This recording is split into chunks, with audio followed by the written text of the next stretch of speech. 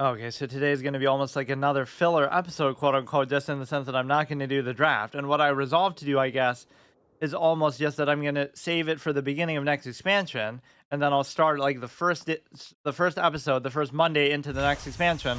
I'll do a 10K draft immediately, and it'll be like the best of three or the one where you play 3 games. That way, it'll fit with my schedule. Even as little as I play, that'll be enough time to do it, and it'll be fresh. It'll be new. Everybody won't be tryharding too much. Whatever, right? It'll be as new to me as it would be to them or whatever. Oh, did I actually get that as a card back? That is actually pretty sick. I forget what that was tied to. We saw it on one of the reward tracks or something. So yeah, I'll wait till the beginning of next expansion to do it, which means this expansion I wouldn't have done a single 10K draft, which I try to do at least one per expansion.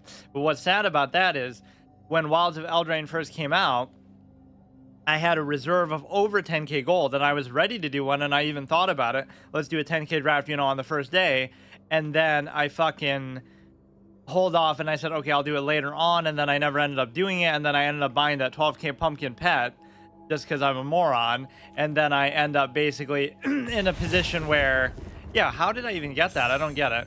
I ended up basically not doing it at all then as a result, right? I still haven't recovered from that binge on the fucking pumpkin pet. So that is what it is. The problem with this is obviously the fact that we're not going to get the thing here, right? It's even teasing me by lighting that up. Yeah, like I want to confirm the pick of the thing, but I won't get it. That's so bullshit because, that's what I wanted. But think about how much I would have to play in order to do that. You have basically 2 weeks. Well, today, next week, and then I guess, would that count like... Or it's kind of hard to measure that. It would be today, it would be next Monday that I play, and then it would be the Monday after that. But I don't know if that means that'll be the first day of the next one, or if it'll be the tail end of the last day, depending on the exact what hour it comes out. But yeah, that is kind of a disappointment. I didn't do a 10K draft, and there's no fucking way I would be able to get that many ranks in time.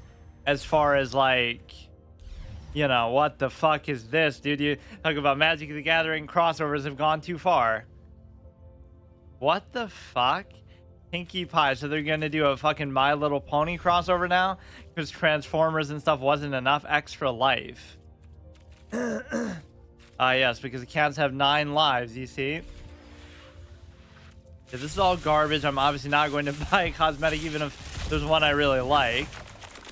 Oh shit, we got a mythic, which again, I don't even know what to do with it.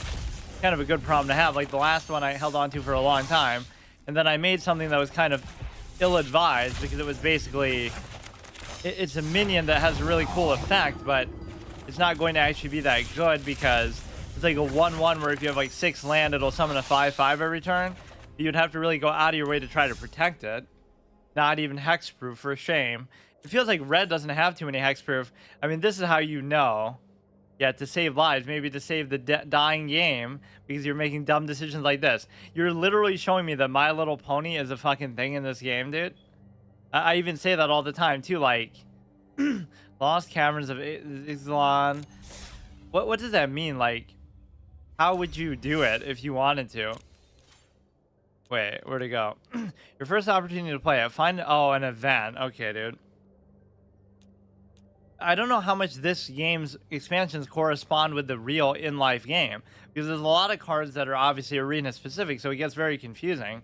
That's why I always postulated that people almost would look down on this who play the game in real life, but not really a concern to me. Although I do kind of have an urge to play other versions of Magic. Like, there's all these other online ones, and there's like a way to play it in some like deck simulator program, like how you could play Warcraft TCG. I think I was even using that to try, not Hearthstone, but the actual old school Warcraft TCG, or like Disney Lorcana and stuff.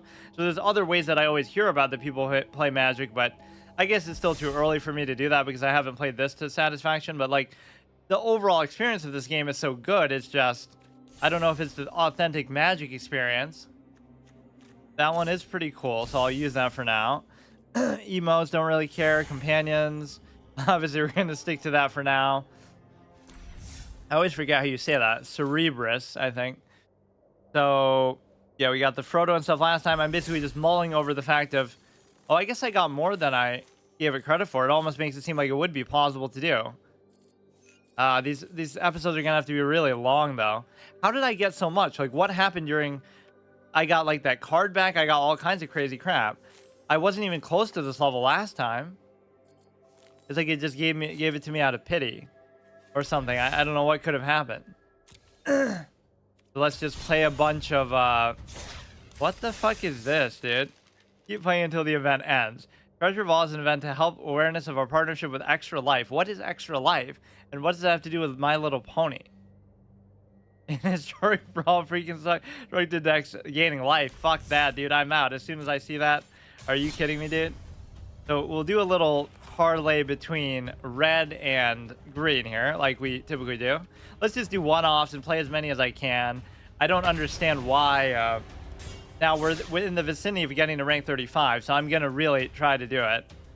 I was way off. If I look at the last episode, I wasn't even close to that. I'm going to look it up. Hang on. While we still play this, of course, but I don't know what the fuck happened. I swear to God, I was so dejected because I didn't think I'd have a chance to do it.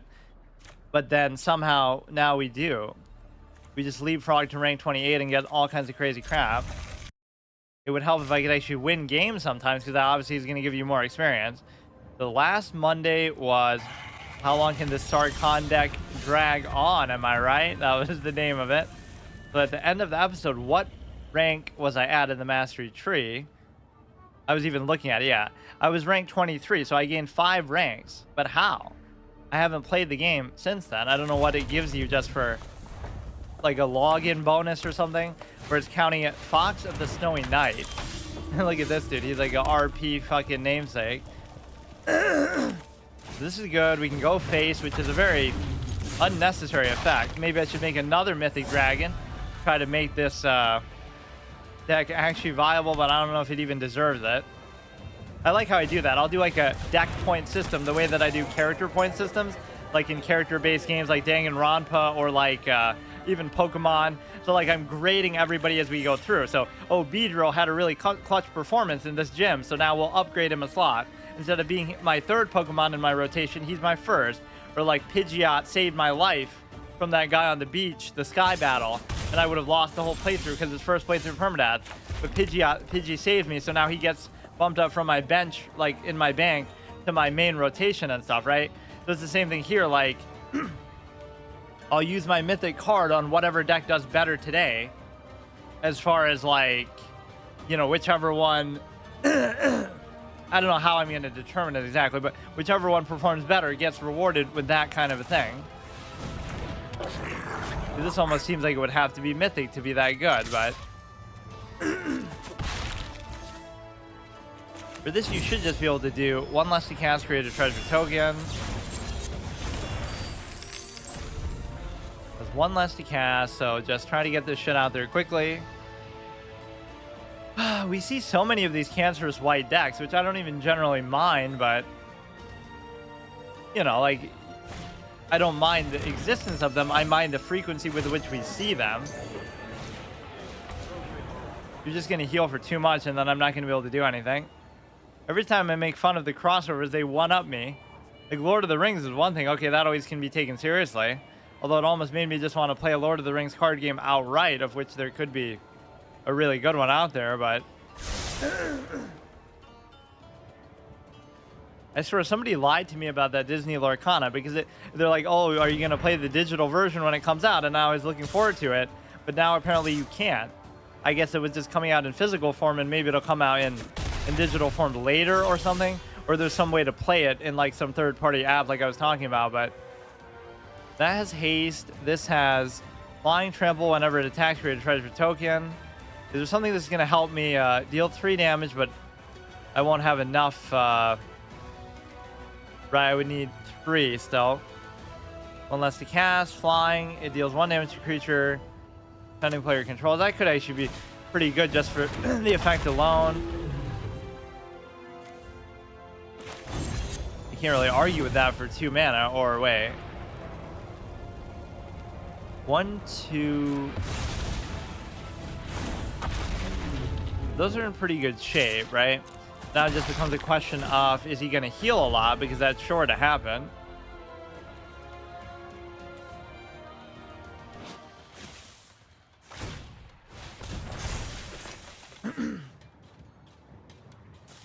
All these, like, I've seen this guy literally a million fucking times. It's probably the most played card I've gone against in the whole experience of playing this game. Not even saying it's that good because of it, but Jesus Christ. This will have haste. This will be able to pay 3, but I obviously don't have 3. I mean, I can block with a lot of this. Whenever it attacks like a top 6 card of the library, you may reveal a dragon, put it in your hand. I don't mind even if he blocks something with that. So go here, here, here, here. He's not going to be able to hit me enough to do a meaningful amount. So even if you decide to block, I'm more than okay with that. That's good. Whenever it attacks, create a treasure token. It almost makes it look like, wow, we have all these synergies and crazy interactions going on, but they're not really that good, right? They're just like stuff is happening, but it's not very high level or win condition caliber stuff. You could trade in the 3/3. It's almost not even worth it, but yeah, is there like a Star Wars card game? Like all these random fucking... I guess I don't really have to do that one.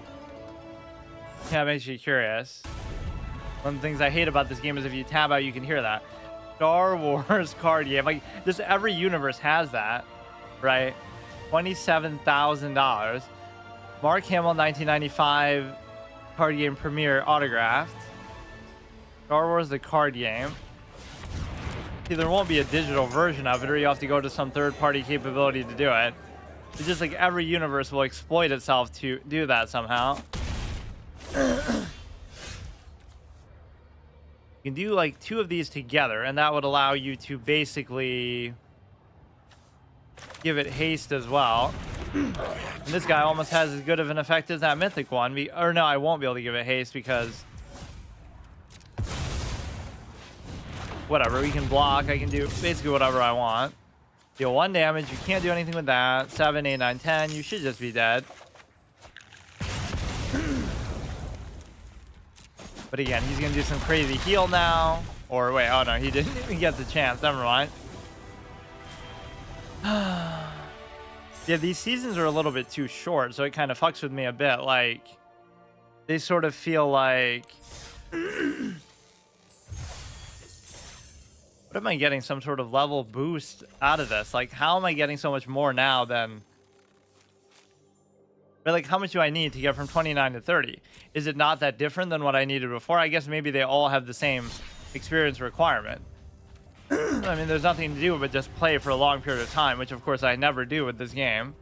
But now I'm very eager to do it because I had given up. I was at like rank 22 or something, and then I said, fuck it, I won't be able to do it. And now I'm so close.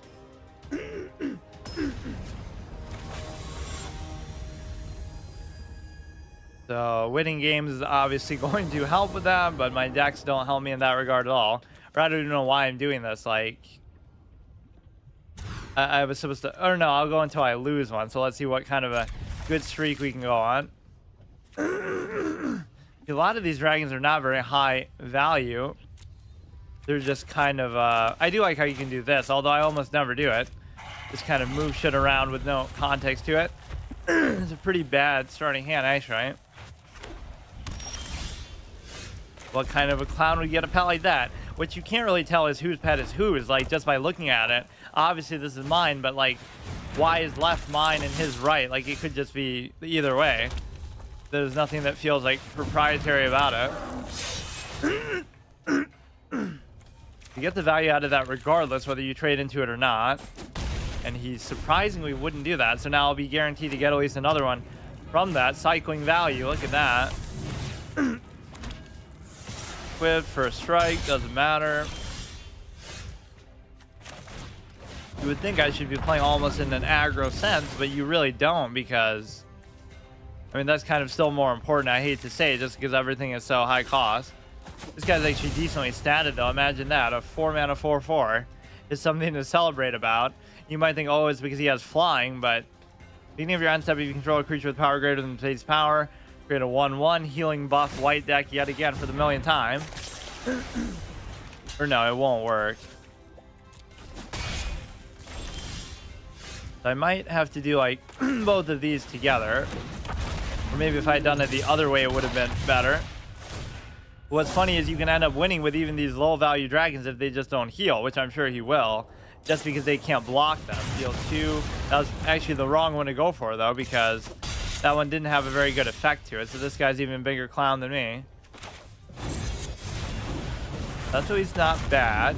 Yeah, that really does seem like one of the mythic dragons, because that's what you would need to do, is actually waste a mythic wild card just to get something equally statted to its value. I mean, to its cost.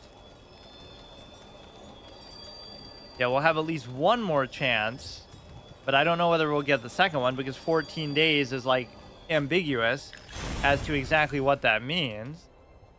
So I'll just do like a super long session, I guess. I'll just stay up all night, assuming that would even help, because at some point they sort of cap you out, which is the bullshit part of it, right? Like, it won't even do anything because...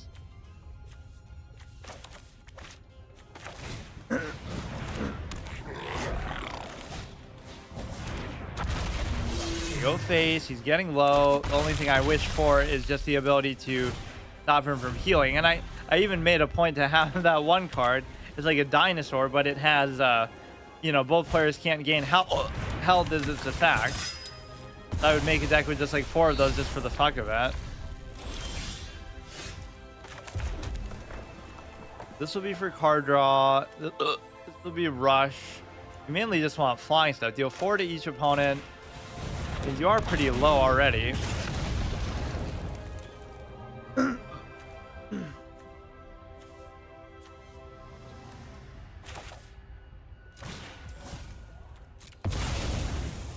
That's not so bad, because you are setting up for lethal in the long term here. Or what you are gonna oh fuck, maybe I shouldn't have attacked. Okay, I shouldn't have attacked with the 1/3 there. He still could have dragged it out. You're gonna get to gold for the first time actually in a while. Little mini win streak with the...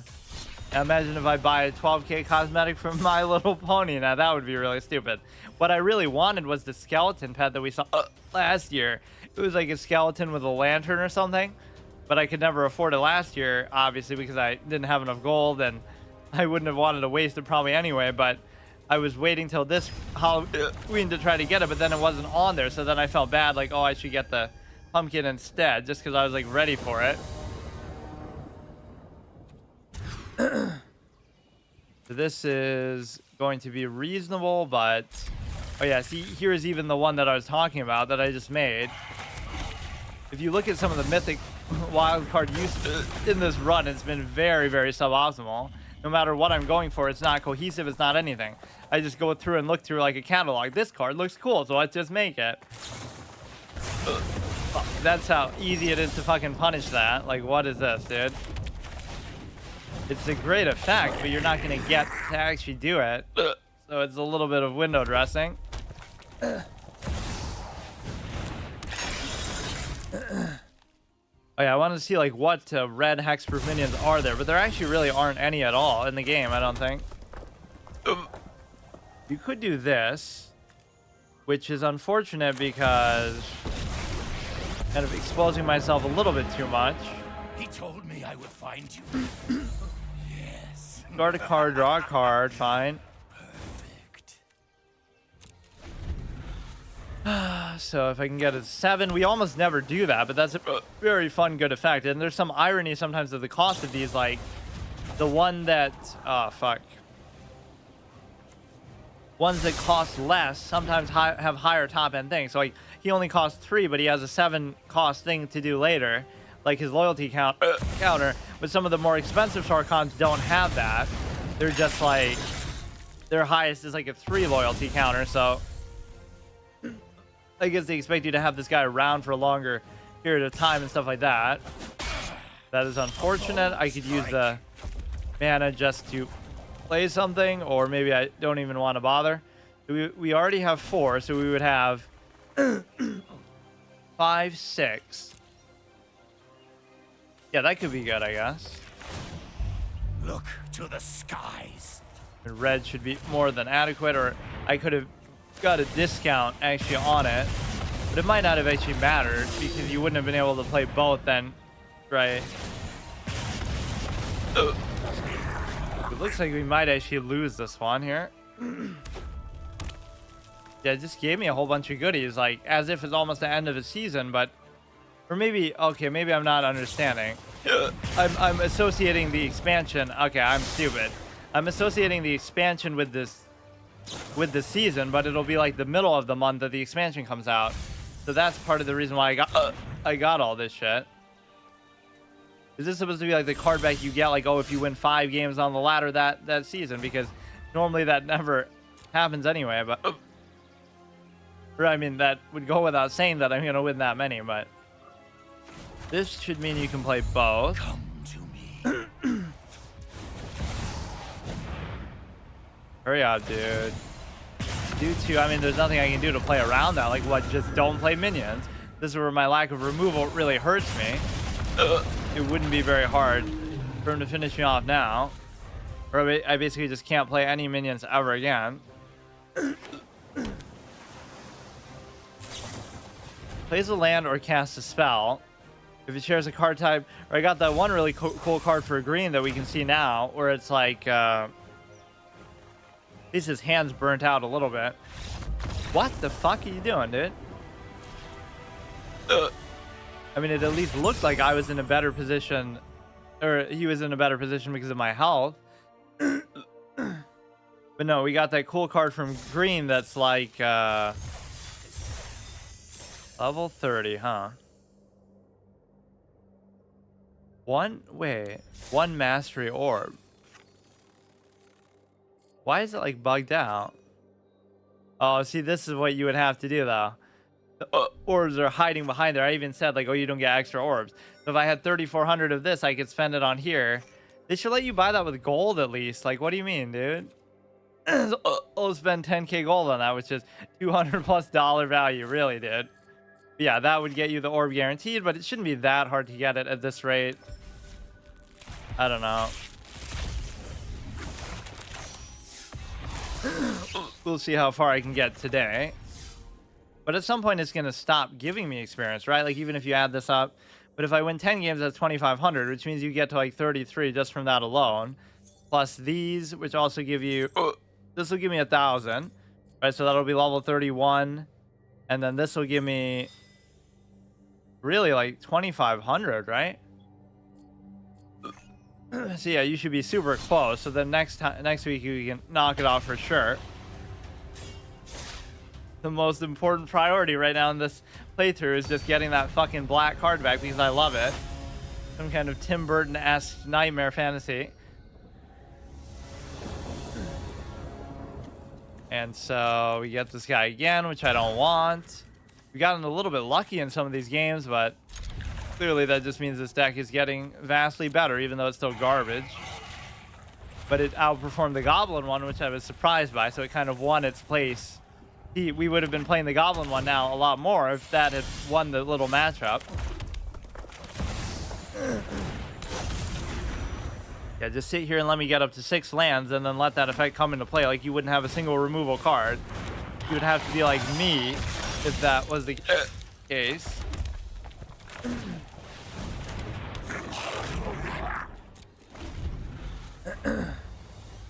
This only costs 3 now, so we need another land or something else that's going to reduce his cost. Yeah, I love how every single dragon card is built around like, oh, reducing the cost of other dragons or giving you treasure tokens or something, giving you more mana with which to play them because it knows how bad value they actually are normally. The 3/3. Okay, now I'm just gonna get fucked. Transform this artifact, Phyrexia, nothing crazy about it.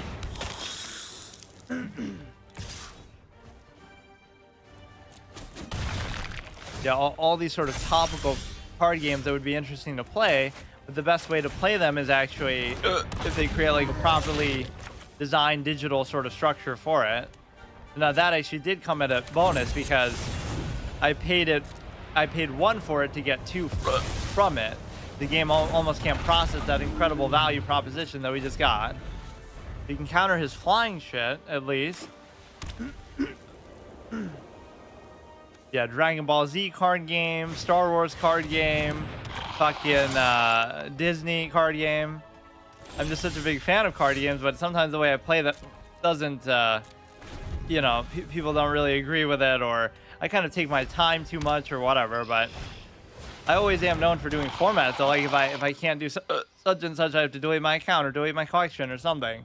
But with this one, I haven't really done that, at least so far. I guess it's just an issue of time. Like whatever I try to do is going to be so time consuming that I don't really have that luxury, and I'm kind of getting comfortable with doing, you know, different things every day of the week. So I almost feel like I have to do that.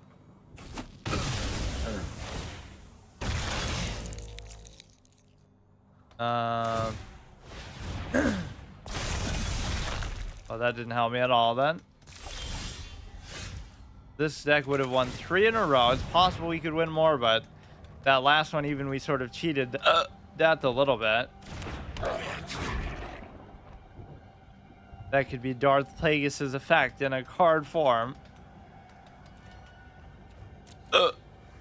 Just like took merchandising to the extreme, though. That. What card game do they play in? Star Wars? Oh no, Sabak. What is the next Star Wars card game? Online, but yeah, these digital versions are amazing. Star Wars Players Committee.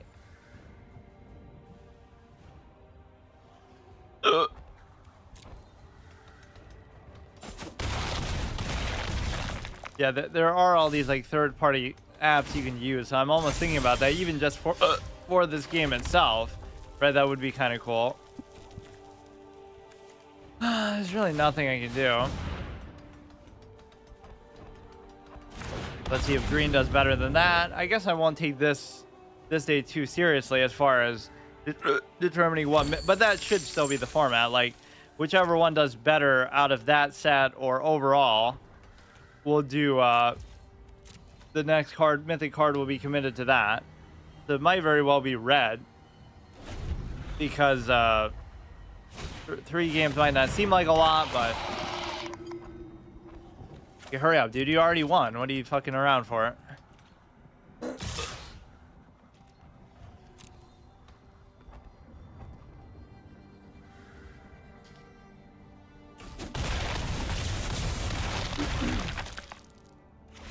The whole, yeah, nothing motivates me more than a cosmetic in this game, apparently. Like, I don't have any overall goal, like, oh, I want to get to Mythic, I want to do this, I want to do that. I hate these card games that do, like, confusing things, though, in the context of, you know, they'll dick around and say, like, the season ends on the 25th, or it ends on the 15th, or some random thing like Pokemon TCG Live. It'll throw you off from your expectation of it ending or beginning at the beginning of a month. You actually got to gold for the first time in a while. I don't think I really have.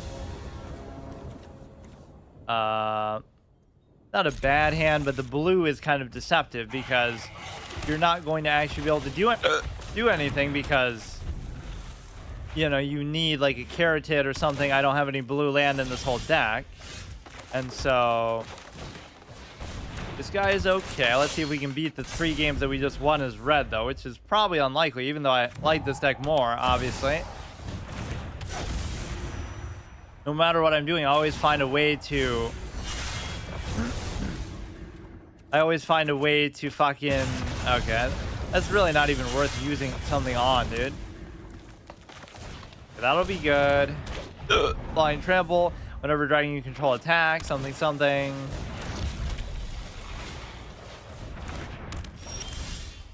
This dude wants to be a Sarkhan role player himself, too. You go like this. That will give me the 1 mana of any color, so I can play an incredible 5 mana 2/5. Never seen anything like it. 2 damage to any target.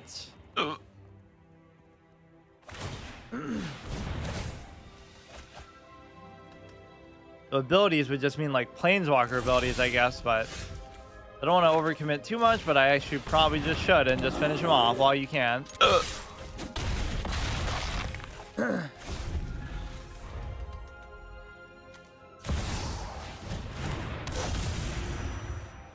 You can deal 2, but not to the 6/6, which almost doesn't matter.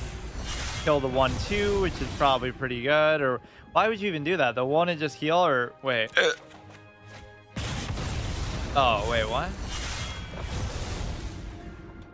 Whatever, you're getting low, so you better do something bigger than that. Draw a card, you may put a land card onto the battlefield. So unfortunately, I can't play this stupid Gigantosaurus though still. You block that, you're getting very, very low. Please don't fucking do some crazy 180 and actually win.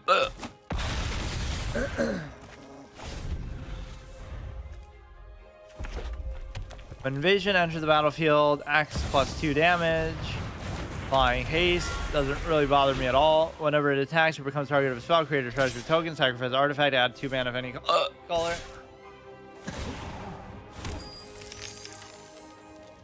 4/4, so I obviously don't want to let that happen, but I can't really do anything about it.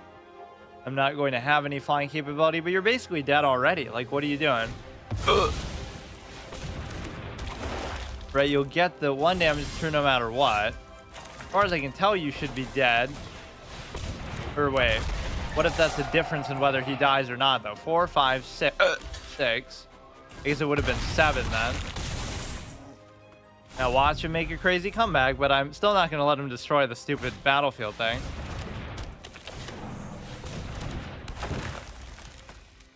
Dude's almost as big a fan of the Carotid as me. Or no, I can't stop him from doing it. Fuck.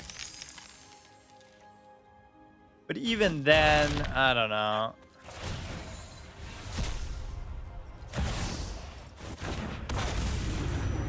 Deal 2 damage to any target whenever dragon you control attacks. But you should still win because you'll get 1 damage from that alone.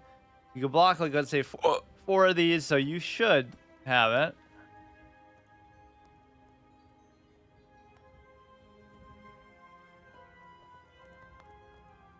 Yeah, that's a great psychology of gaming moment that I realize maybe more now deeply than even before with a lot of things. Just the fact that the way that people treat certain games that are so complicated, they almost pretend like they're not complicated, right? Because they metagame them and act like, oh, it's not a big deal. But the reality is that it's the opposite, right? The fact that they metagame them proves its complexity, that they could never figure it out on their own or would take too long. But then they want to act all borrowed knowledge, boneheaded about it. So it's just like, wow, what a stupid way to lose. Right, so it's a great example of any card game or any MMO is like that. Like, it would take too long to figure out stuff on your own. So then they concede, okay, then we'll look stuff up and we'll use borrowed knowledge. That's fine. I'm not shaming them for it. But what I'm... Oh, wait, what? I guess I could get the blue in just by fucking playing it from here. I'm not shaming them for that, but what I'm doing is keeping it in the context of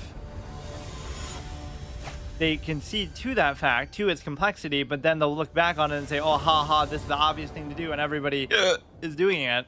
So it almost makes the game seem too simple, right? But you would never do that with other kind of games, and so it's sort of like a self-fulfilling problem.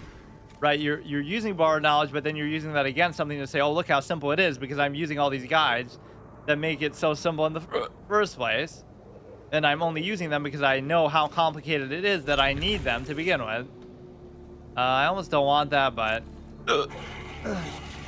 who would ever think to say that when, oh my goodness, I don't want the 5 mana 10/10.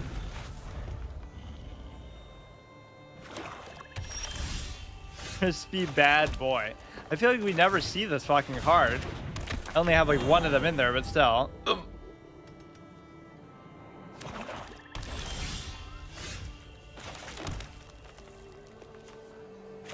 Okay, that's gonna be good for card draw.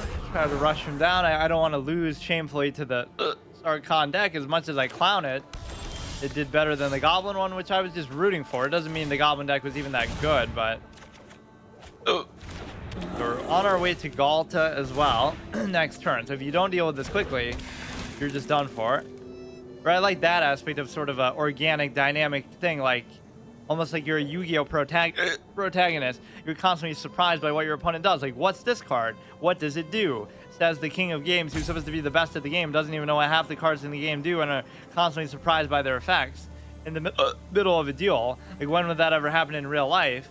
But also, you might be surprised by like some super convoluted interaction that you've never seen before. But basically, the point is that you would be in a position where haste and trample, this, that. Okay, who cares? You have Galta for sure. We could also rebuke it out, so fuck that chick. Don't even let you have one fucking measly turn of satisfaction on the board, dude. Kaiba Jr. Speaking of board control, yeah, fuck you, dude. It's more important to win my way than it is to win games or make a good deck. Like, I don't think I've ever seen something that aligns with my style of play more than what this does in this game, as far as like... Now, that'll be hard to actually do, right? Like, how the fuck... That should be 2 games. Right, so surely this will draw or surpass the red one. I just want to get to the 35 today, but it might not let me, because even if I get the 15 wins, right, that might still not be enough, because, I mean, I think I rarely do that anyway, but it's kind of a top-heavy hand, but it's okay. Or I saw that thing LeBron James plays the Sacramento Kings on, like, the 20th anniversary of him playing them for the first time in his first NBA game ever. But the thing they both have in common is they lost both games. I just feel like, to me, longevity is not the most important thing, but certainly I would have never expected it. In fact, I think I even said that, oh, there's no way he's going to last, like, whatever. In, like, 2013, I probably said, oh, he'll last, like, another 5 years and be done. He's going to fall off a cliff, like the Tom Brady prediction that fucking Max made. But I would have never expected this, because he is so athletic and strong, and he almost relies on that a little bit. So no matter how good he is, I would never expect that. Play like into your 40s and all this crazy crap.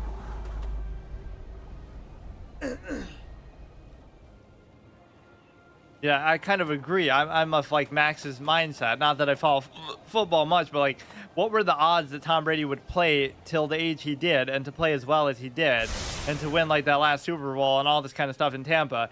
The likelihood was pretty much 0%, so it was a pretty sound take. It's easy to say in hindsight, but you would have seemed like the crazy one if you said focus? I just want to burn stuff already. You would have seemed like the crazy one if you throw another punch and you're gonna get burned.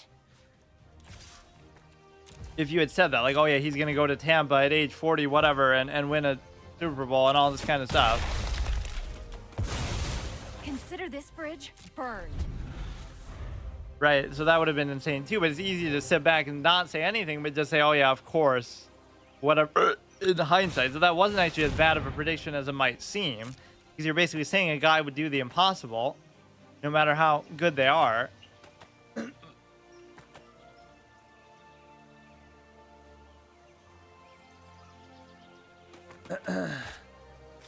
Yeah, whenever the next expansion comes out, which will be either after next Monday or the one after that. Oh yeah, this is the card I was talking about. That's like one of my favorite cards in the game.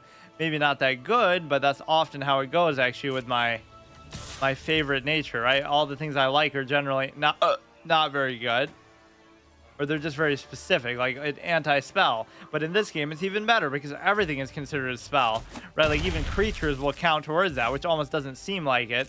Just reading that, anybody in any other card game would say, oh, okay, when they cast like a fireball or something like that. But obviously creatures are spells too, which is kind of dumb phrasing and very confusing, but gets +3/+3 and death touch until end of turn. The beginning of end step, as the player lost 4 or more life, put a +1/+1. Damage causes loss of life. I could just keep using Rebuke on these fuckers because... Prove your skills, and I can teach you even. Why shouldn't I be able to do it now, though, before? -2 and loses flying. Shouldn't that happen before, so it just dies? That doesn't even... Well, it kind of matters, but... I just want to be able to actually play stuff, so we get closer to Galta a little bit here. It still doesn't matter, though, because just do whatever you want. Like, what are you going to do? Kill it, and then I'll get it back, and then I'll get more mana from it? Like...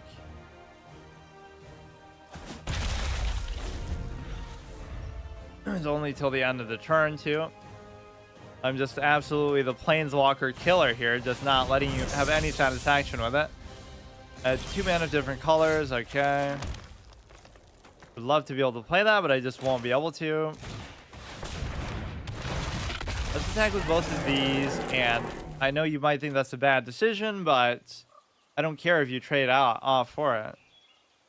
I thought you would just trade 2 of them for the troll alone, but I guess the fact that you know I can get it back. This used to be a mythic card, so that's one of the changes that I saw even in the course of my play, right? Yeah, I think I even crafted it. So I crafted it with a mythic card, or maybe I just got it from a pack incidentally, but it kind of clowned me like, yeah, I got this mythic troll, and then as soon I got trolled by it, and then it becomes a gold card. It didn't seem to change in any other meaningful way. Like, the effect seems to be exactly the same unless I'm missing something, but that was a while ago. But I just, that's one thing I saw kind of change out from under my nose, because it was 100% a mythic card, and it almost should be, because it is pretty good. It's 3 mana, 4/4 oh my god. Like, what do you mean, dude? So for only 3, you get to fucking kill something and lose 2 life. That's kind of good. It would be kind of nice to play. So I have blue, black, and green in a deck that only has green land, right? So you try to figure out how that makes any fucking sense at all. Now you can give it Death Touch, but I don't even give a shit. I'll just get the thing back. Like I said, oh fuck. I don't care about the Death Touch, but I do care about that because all part of my master plan. I do care about not being able to trade in. +3/+3 and Death Touch. Okay, now this dude I can kill with my thing very easily, so I'm not going to let him get a single planeswalker for even a second of his life. But look how quickly and unapologetically I do that too. The problem is I can't do anything because I have to still account for the stupid Death Touch. It's going to be almost impossible to deal with, so I probably will lose here actually, as much as I hate not doing anything. It is at least pretty expensive, but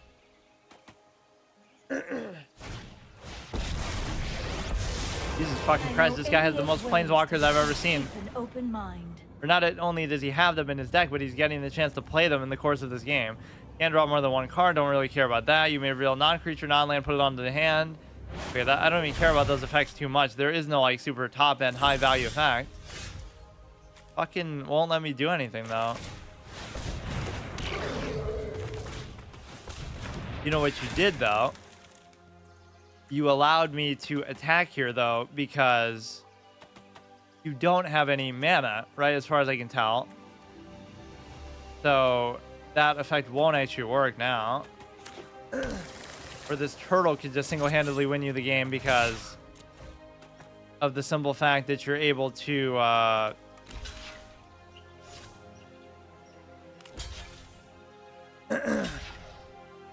gonna keep that guy around for the Death Touch effect. I don't mind that. Life Link is okay.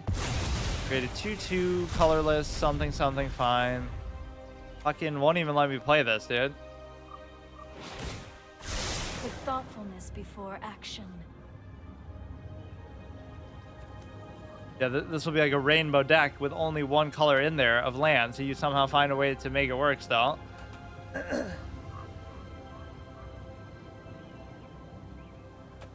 I forgot even what count we're on. This is supposed to be like the 3rd game, that if I win this will be tied with the other one, or I don't even know. But yeah, red did pretty well, all things considered. We had that like 1 super clutch win where I'm at 2 health, and it seems like I'm gonna lose, but somehow the guy resigns.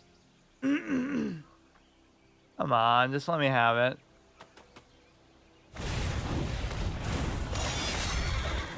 He didn't do the destruction effect, which is weird, no? You would think you would want to...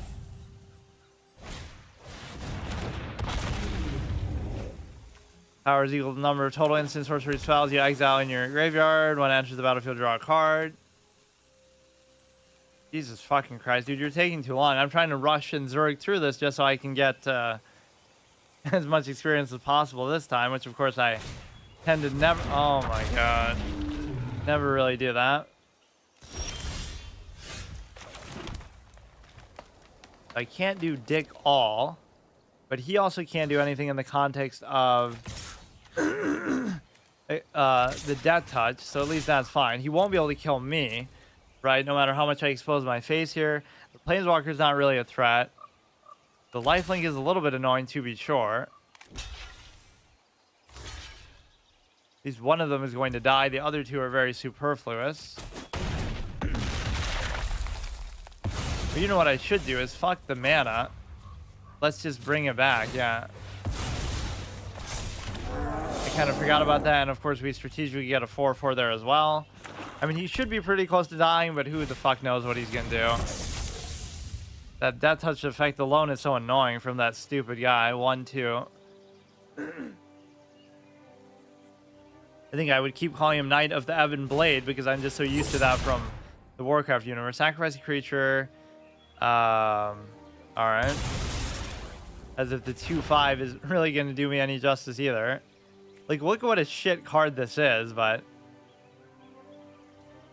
Fuck. Just my obsession with hexproof. Like, I like a mechanic, so I just commit to it super hard. Come on, I still deserve to win this game for all the clown behavior this guy has put on display. If I get a Carotid, I could probably do either one of those because we'll get the man of any color as well. If I just attack with everything here, he should be in a little bit of trouble. He has enough mana, though, to kill the 10/10, which I don't like. You can just drag games out so much in this game, even more so than other card games, because of how much the... What the fuck? Man, the Dreadhorde deals damage to you. Put them on the battlefield under your control. So I'm just going to lose because of that, probably. -2, -0. Loses flying. I assume he's choosing a whole bunch of stuff to play from that effect. Total mana value of those cards. Your past is unwritten. Oh, the Planeswalkers again, of course. He's still down to 5, but I just can't play anything is the problem. Right, he'll still get a lifelink. He'll still do all kinds of stupid shit. I should have probably focused the Planeswalker still. Like, you just won't let me have it, dude. So fucking annoying.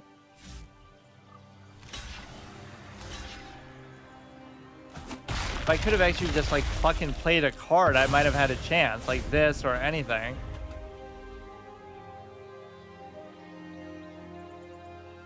This deck is so overflowing with, you know, mana generating minions and stuff. Now I'm gonna lose, obviously.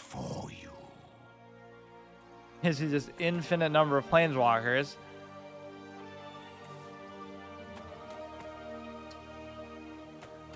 Guy is so slow, dude.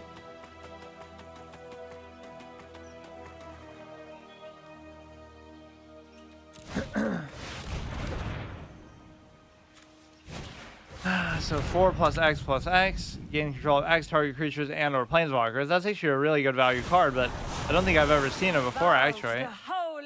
I've seen something similar, but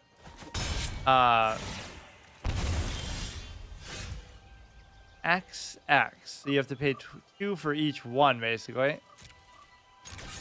Fuck. I guess I'll consider red the victor again, or maybe I'd have to go back and look whether we won 3 or not, because of how annoyingly long this one takes. I completely forgot even what was happening.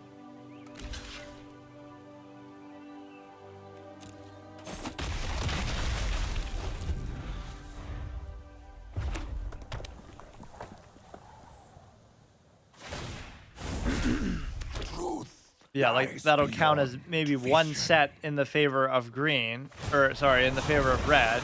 Then we can do another one. We should do like a best of 3 one, but I almost don't want to.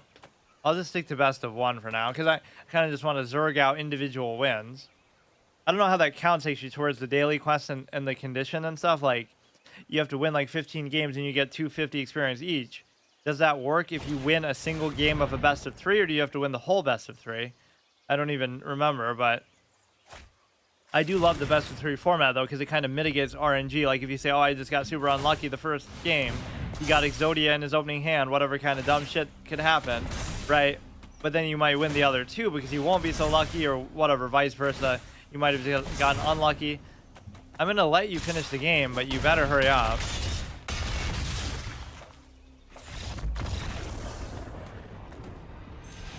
Okay, very impressive.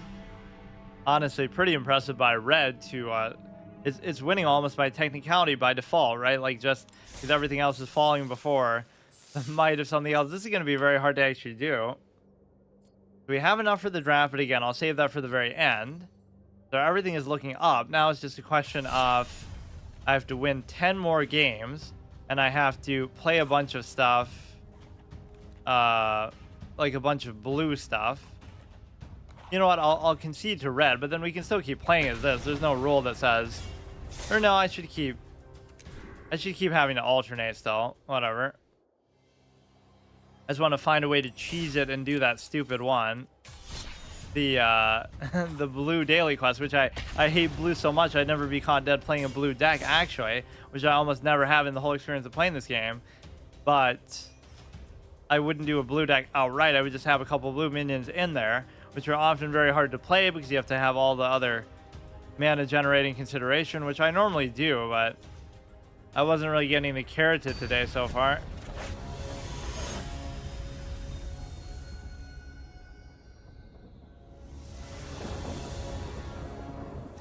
Two land, and then you obviously have the little goblin thing, which is going to be good.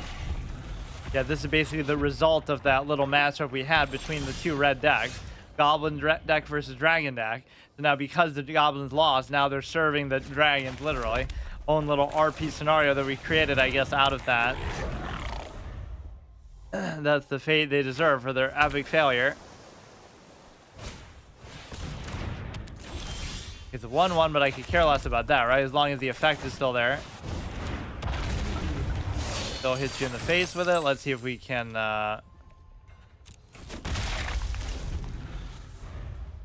keep getting some land here. This isn't too good. This isn't too good.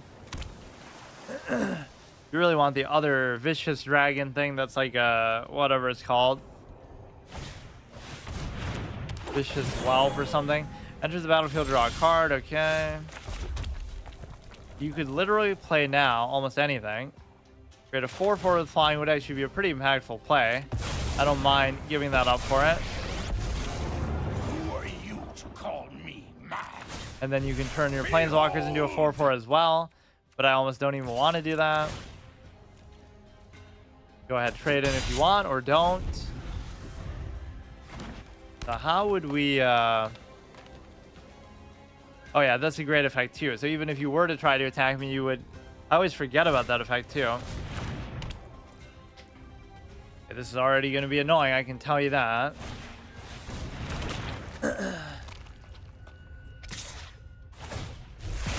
Deal 1 damage, yeah. What a fucking dumbass. I even just said, even though I almost just forgot myself that that was the thing. Let's play both of these and then we get to... I'm a 4/4 itself, which is pretty pertinent because...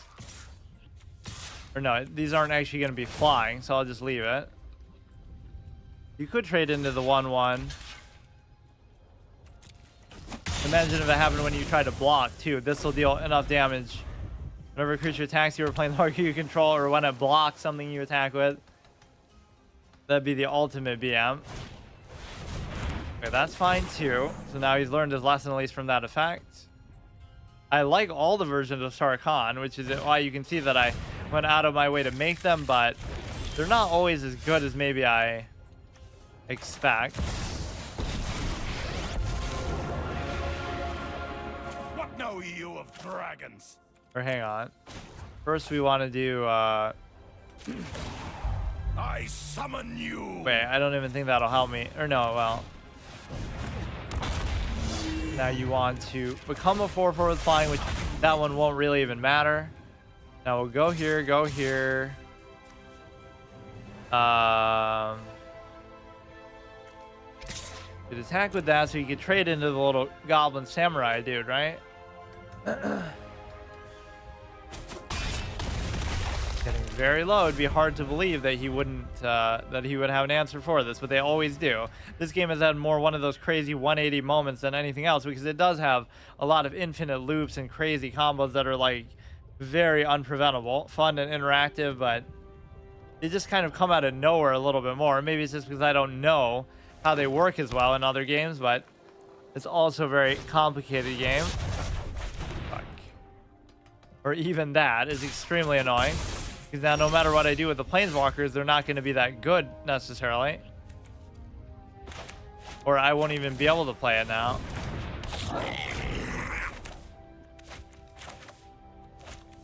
Let's just do that to make everything cheap, even though that's a very slow play to have. I love the fact that you can have infinite stuff on the board too. You can just kind of cheese it with the tokens. Speaking of infinite, you know, infinite loops and stuff. Just like do some kind of thing. Every time you heal, it summons a 1/1. Every time you summon a 1/1, it heals you. So you just do some fucking squirrel combo like the one we've seen. That could almost just finish you off to the face. You have 4 mana, and you could certainly play this dude here. You could almost try to just go for flying stuff though more.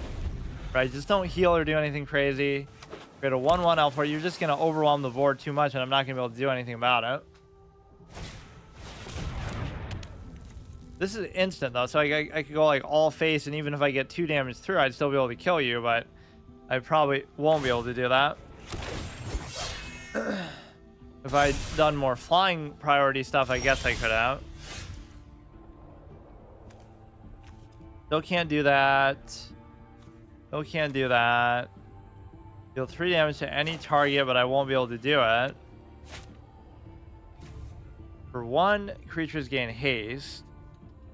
So yeah, what if I do it that way? So we'll have a lot of flying stuff with haste, and then we can finish off with the catharsis. You go haste, haste, flying. Ignore everything else, even though I arguably maybe could have just won there already. But I do want to finish you off with that in style. I don't think I've ever won a game like that before. With a spell, period, I guess I could say. But especially with this one specifically. Or like, obviously, I don't think I've even really used that on the face. Or wait, I can't even do it.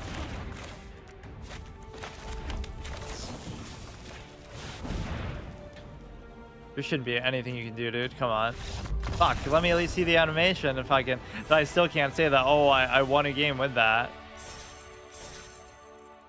Yeah, why is this one doing so much better? So I will gladly give the Mythic Wildcard to this deck again.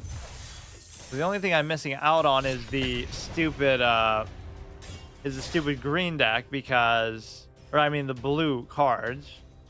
So maybe at the end I'll just do one. No, I kind of want to do it through the green deck though, but let's try to get to 15 wins though regardless.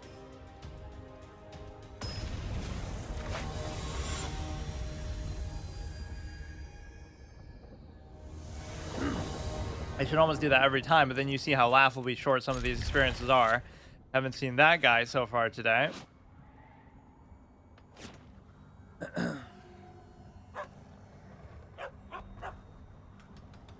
There are a pretty good breadth of cosmetics in this game, but I'm just always disappointed by the voice acting element, how they sort of cut that short. Even Elder Scrolls Legends, which is a game that was like decommissioned only like a year or 2 years after it came out, even that had a better, you know, decent amount of voice acting for like the avatars and stuff. Maybe that's why it shut down, because they couldn't keep up with that very high standard that they set, so they just gave up. So this is pretty good. It's a little bit expensive though, all things considered. Now flying is going to completely neutralize whatever shit he's doing here. I'm not really counting these wins as much, like whatever. I just wanted the first one to be that. I should have some sort of tally up on screen or whatever. I never do stuff like that, but just for the sake of whatever. Flying haste would be okay, actually. Just try to finish you off quick with the flying stuff, and if you can, then so be it. So every one of my decks takes on like an aggro incarnation just because they're so bad that you almost have to win like that. If you don't, you won't have a chance, but... Menace, when it enters the battlefield, create a 1/1 black token. This creature can't block. Sacrifice another creature. Creatures you control gain menace till end of turn. Okay, he's already flooding the board a little bit too much for my comfort, but let's just hurry up. Go with both of these for the sake of haste, for whatever that's worth. And go like this, go like this, go like this. I think it's unlikely that he's going to have any healing, though, so at least should be in good shape there. He'd just be dead, like, right now. That's all it should take to beat you. Bunch of goddamn rats. It's an old, archaic punishment. If somebody snitches on you, you feed them to the rats. Like, you know, that could be some... I don't feel like that's ever actually been true in any context, but it just sounds like something that could be true, right? Like, they would feed the snitches to the rats, and the, like, whatever. It's an old Sicilian message where they feed Luca Brasi to the fishes. Something symbolic like that. Okay, nice.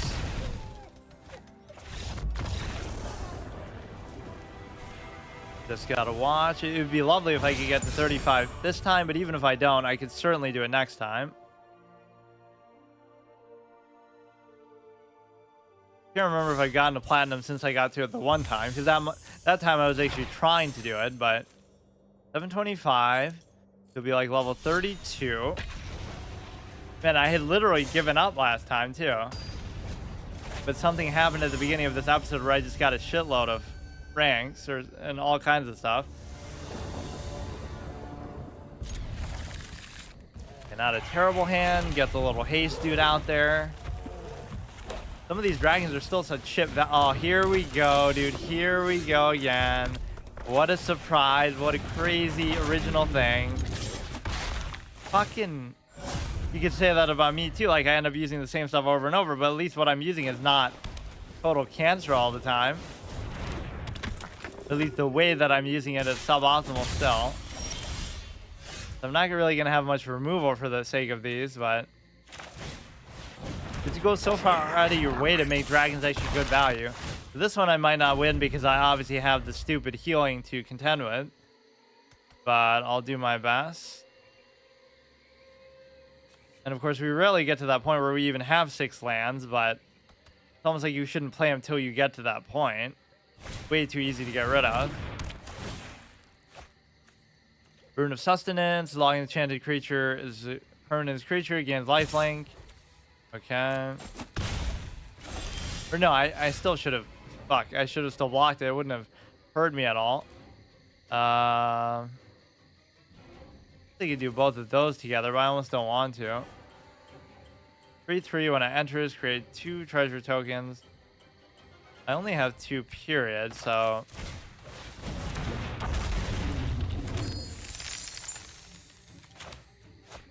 Do it again. Yeah, let's just try to go for raw amounts of damage here, because it's the one time where the treasure tokens are actually good, because you're getting all these things at such a discount that, you know, just whack you with the flying stuff is the only win condition I have.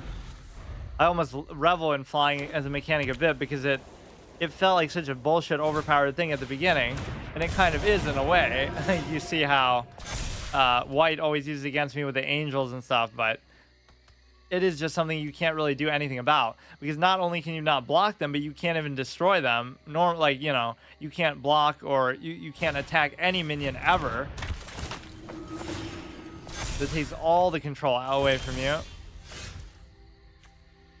3 mana I don't even have. Go like this. Go like this, which I'm clearly not going to have enough mana anytime soon, but... Isn't this supposed to have flying? As long as it has 4 or more counters.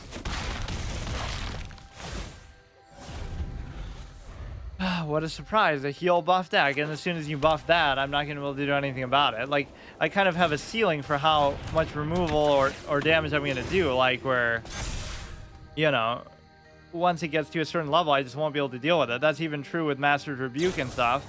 Sure, I might have Gall to 12/12 do Master's Rebuke, but once it gets past the 12/12, which sometimes will happen, then I can't do anything. I don't have, like, hard removal in any of my decks ever. Why is he doing that?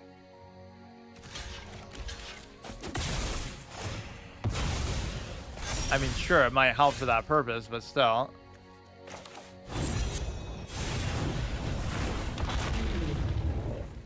So the problem is also going to be, has 10 or more, it has indestructible. It may as well be for now. So the point is you should attack with everything flying and try to get still in as much damage as I can. I don't really even care. So block at 3-3. I'll still hit you for 5-6. Problem is he's going to start to exploit it with lifelink too, so there's nothing I can do about it. All it takes is like one beefy thing like that just to end me.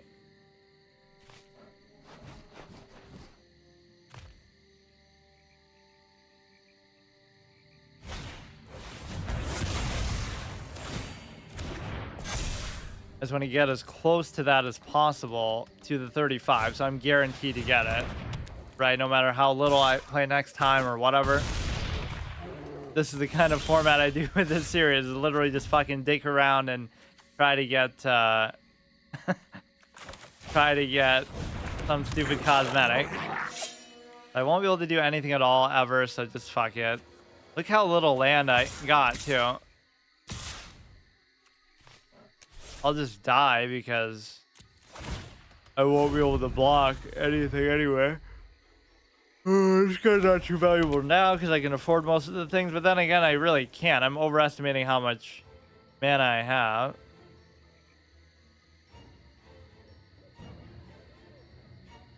Very weird situation to be in. He's gonna wait till I get up to 6 mana somehow. I have so many flying things, but there's still not gonna be enough, right, to do anything.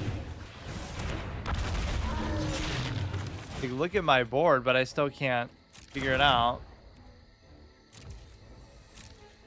I'll just have to wait for one crazy combo turn of my own, which I'm not going to have. Like, it's amazing that he's not actually able to do anything here still.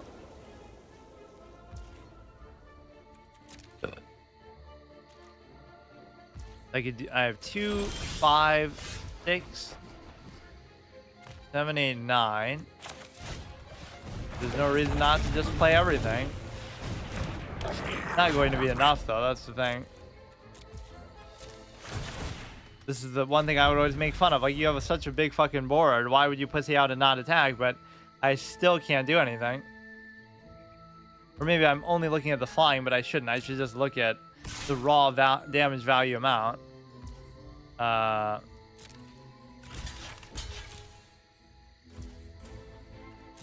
You would think I should just be able to blindly attack and it doesn't matter.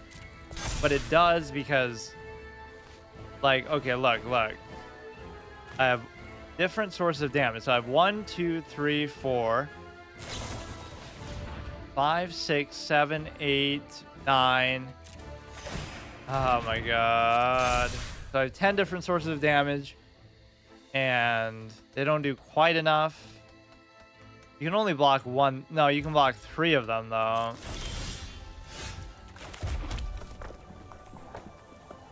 Okay, so let's suppose you block a 3 with this. You block a 3 with this. And you block a 2 with this. So then you still have 1, 2, 3, 4. 5, 6, 7, 8, 9. Yeah, I can't do jack shit to him. Can't I just, like, I don't know.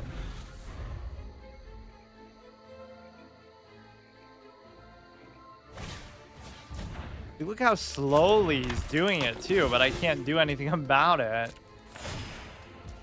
I can block that for at least a little bit, so that part doesn't concern me too much. Don't give a lifelink too. That's the one thing that would really scare me. Any sort of healing in general just fucks me over, but this guy's not doing anything because I don't have anything in my hand anyway. It has vigilance too, so there's no reason for him to hold back the attack. Or I could have actually killed it though if I had half a brain, because I could have blocked into it with a lot of different things, but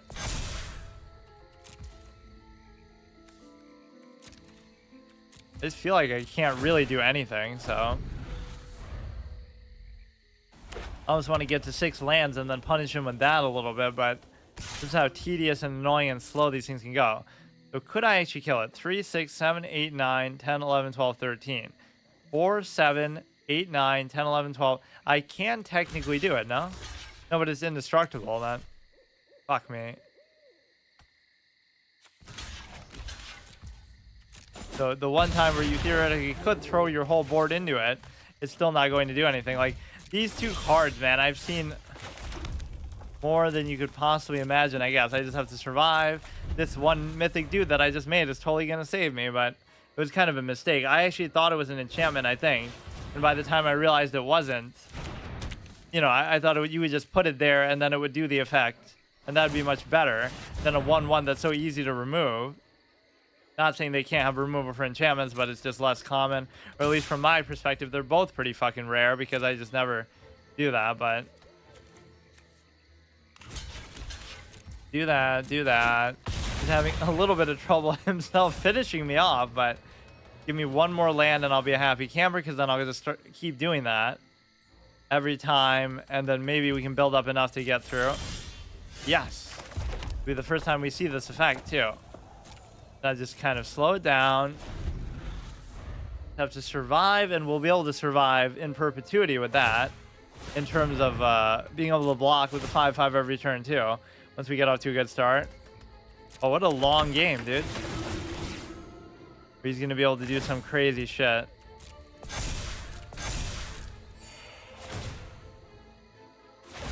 I mean, I should expect that I'm going to lose, but at least I'm happy to see this one mythic interaction of a lifetime.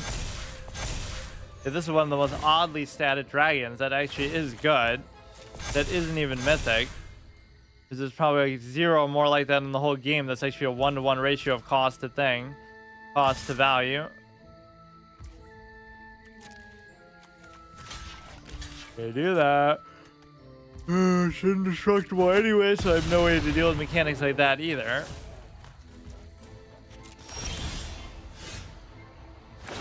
That's a cute effect, but it's only going to heal him more. Like, there's really nothing I can do. This is like a Yu-Gi-Oh! Protagonist moment. Like, I'm going against Slifer the Sky Dragon, and I have to fucking create some infinite loop or some crazy shit.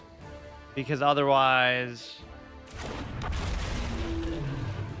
you're just never going to be able to do anything here. Now, if those 5/5 stack up... but see, they really won't, because I'll have to keep giving them up. Or maybe what I draw I could give up instead. Like, he's giving me so much time to just revel in my failure here, but what's going to end me now is the fucking lifelink from that dude. The speaker of the heavens. Now might be a good time to pray to them. For he beheld Nicol Bolas as he fell from heaven like lightning. Everybody's favorite line from Street Fighter. That one, and... what's the other one? Like, oh, for me, it was Tuesday. But I always find that to be like a funny reverse psychology thing. Chun-Li is talking to Bison like, you don't remember when you killed my father and raided our village? And he's like, for you, it was the most important day of your life. For me, it was Tuesday. But then she could say like, aha, so you do remember. You even remember what day it was. Right? So that's like a Freudian slip. He's trying to act all badass. And it is a great line in a very shitty movie. But... I don't think I've even seen the full movie, but I've seen those clips so many times. Just, but no, he is sort of confessing. He remembers the exact day that it happened on. How did you know it was Tuesday if you don't remember it?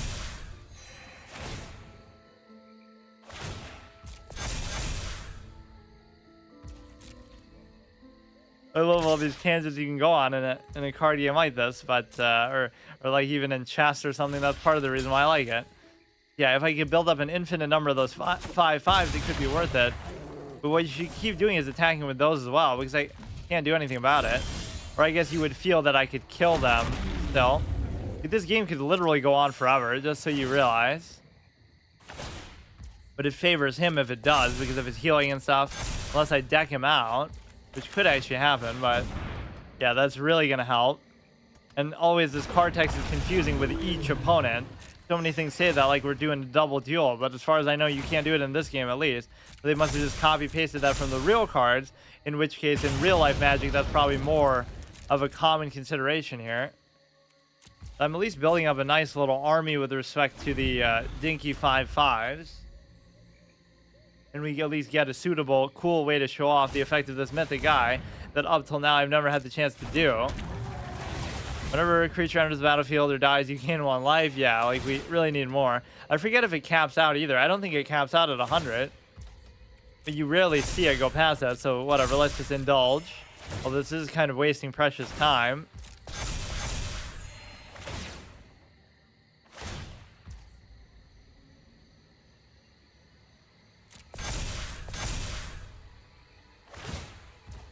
But yeah, that was even the title I used on that Saturday, the fateful day that my chess career ended, basically, where for me, these are the most important chess games I've ever played in my life. For you, it's Saturday, or for them, it's Saturday, whatever, because my opponents, it was just another game, but I could not believe it. And so I went on like a 7-game win streak over the course of like 7 weeks or whatever, because or no, maybe like 4 weeks, but still.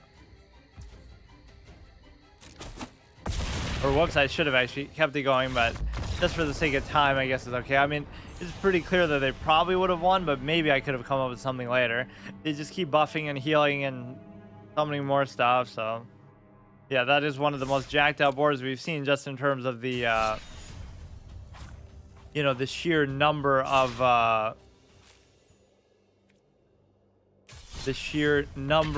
the minions that I have. And so we showed some value, at least, for Ruby is a tough, street smart girl who lives on the outskirts of dangerous wilds. Is this one of the ponies? What pony names do I even know? I feel like I don't know any of them. There was one that's like a southern name that maybe I've heard, like Applejack or something.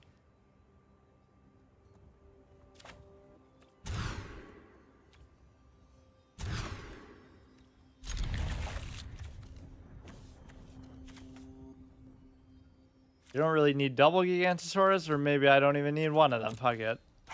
It could be a bad decision. You almost feel like he should be a legendary, but he's not, right? Galt is the only one like that I have to worry about here. Not saying he shouldn't be a legendary, but I mean, a 5-mana 5/5 static play is pretty damn good. But then again, the trample is what makes Galt so valuable too.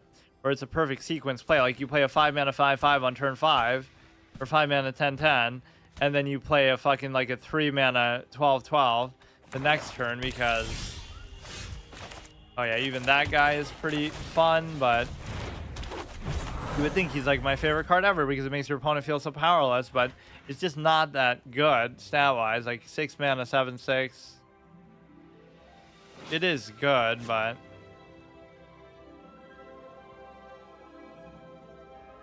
I'm more a type of dude who just wants to craft one of each card. That way I can just kind of combine them. You know, like I don't really want 4 of these, even if it was that good. Or like the chick that's like a werewolf who buffs everything. I forget what she's even called. I'm very bad with card names because they almost don't matter to me. Like, you know, I remember what they do. Named for function, absolutist tendency. Like, it doesn't matter what you're called. It matters what you do.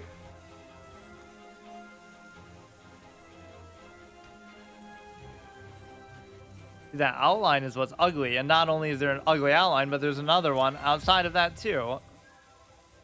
I heard you like outline, so we put an outline around the outline so you can have an outline while you look at the outline while you look at another outline, because even this one has an outline in it. Look. Unbelievable. Yeah, just AFK out, dude. Just let me farm up my experience. So once you get the 15th win, what ends up happening is the big question. Because I feel like I've never really gotten there, but it'll kind of throttle me there. But that should be enough then. Between, obviously, it should definitely be enough. Even just doing the daily quest. But the one thing I want to make a point to do is that the 20 blue thing, which I could always just play a deck just to do that, but I kind of don't want to. There are enough blue things in here to eventually do it. And I still have to win a lot more games, so we'll see what happens, but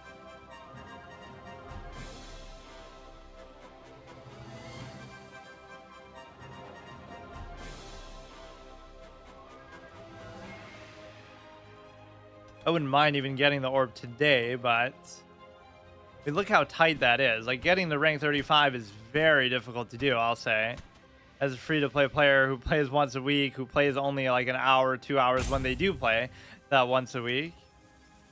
He's acting like he's AFK, the AFK Gambit, but you can tell he's not. No covered swamp. Some of that is just kind of for cosmetic purposes, but some cards do actually mention snow specifically. power creep even from lands, am I right? Like the energy issue in Pokemon, like, oh, energies go from just giving you a base resource to actually giving you effects and all kinds of crazy stuff too. Type of dude to rope on turn 3 with nothing to play. Couldn't be me. Even though I probably have done stuff like that, I'm Googling stuff in the background and tabbing out and whatever. Going on some kind of tangent where, like, not even that I couldn't still play, but just so I make sure I get the tangent out all the way before I waste time or something. If you rope all the way a certain number of times, you should just forfeit. I forget exactly how that works, but you have 0 of the thing, of the hourglass. Or he'll keep doing it just before it runs out. Like, he's just actually trolling me.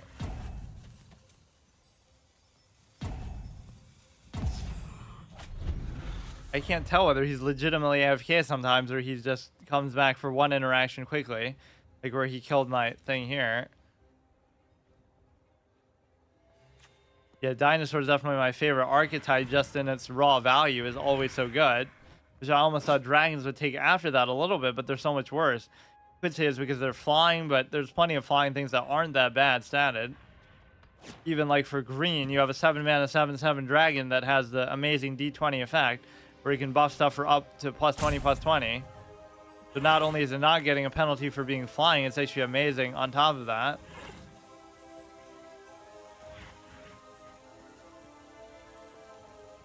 Because like green doesn't always have flying minions, but when it does, it's one of the best ones in the game. Because I was so shocked when I saw that. Like, you roll a D20 and you get to buff 2 things.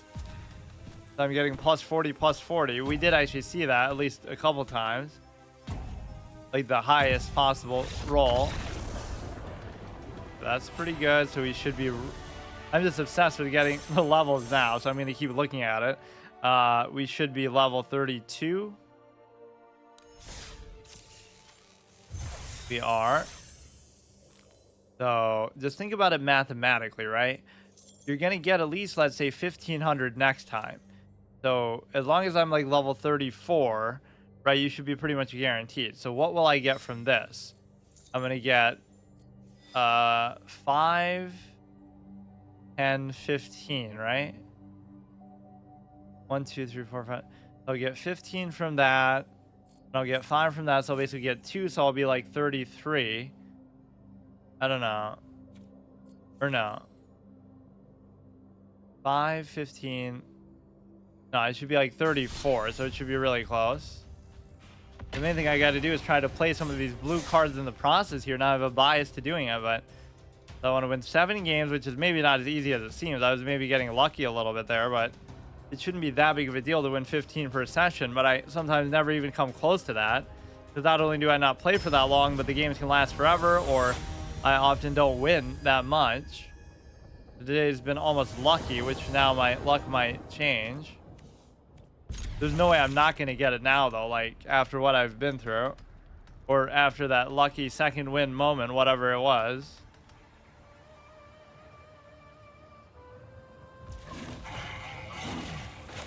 And you even get spoiled by a pretty cool card back here, too, but that's not, like, one that I really chose. It just happened to be there. And a lot of people are using it, too. Although I've seen it even before. Right, so there must have been some other way to get it. We have enough for a draft too, but like I said, I'll save that for the first episode I do. Once the next expansion comes out, I'll do a 10k draft immediately. Like I should have done last time for Eldraine, so this will be one where I actually miss it. Because I always say that, like I do an average of like one 10k draft per expansion. But then I also decide to do a fucking stupid 12k pumpkin pet, as you can see there. Each head represents 4,000 gold down the drain as a constant reminder.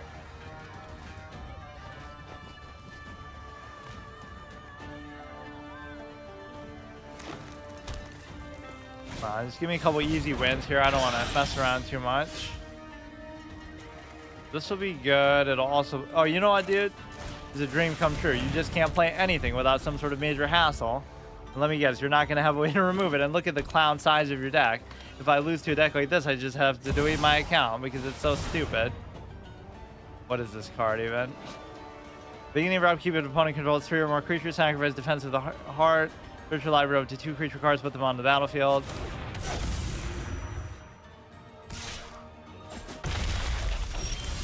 Beginning of your upkeep. To go like this, we'll get a lot more mana from the thing too. Whoops. I mean, I do love that card, regardless of anything else. So, there's no way I could have really prevented that from even happening. Does that mean he has to pay each for these 2, or is it like for each one he summons, or does that mean it doesn't count because it's from the effect of that card? I actually don't know. They're technically casting it, but they're also not. They're kind of just putting it onto the battlefield. I'd love it if it did too, though. It cucks them from playing minions, it cucks them from playing spells, just everything. Defense of the Heart almost does sound like a Yu-Gi-Oh card.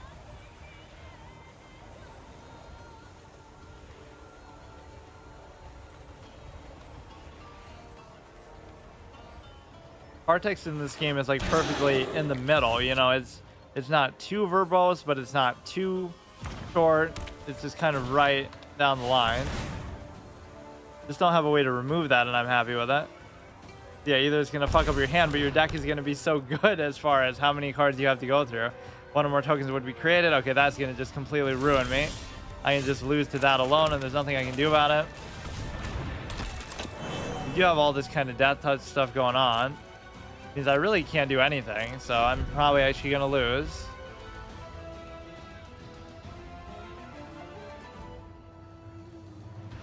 Claw I actually did get myself some time ago. There's so many cards in my collection that I'm not even aware I have, because it's just, you're never disenchanting them, so it's going to end up being where I have like every card in the game. You're going to summon like 1,000,000 tokens. There's nothing I can do about it. I wish this turned something into a death touch, but I guess that's too much to ask. The 8/7 is interesting, but the death touch alone is going to be difficult to deal with. I just love to see that, like, you're not going to be able to deal with my enchantment. And so now, just don't summon a bunch of tokens. Or I guess I won't be able to deal with that. Whenever it attacks each creature with power 4 or greater, it gets +1/+1 and trample, which is itself. Okay, let's start to sack some of these, I guess. Or you know what? I could just kill it, because what am I really holding back for? It may have trample, but who cares? Don't have a way to save it, though. It's worth it because he's just going to keep doing that.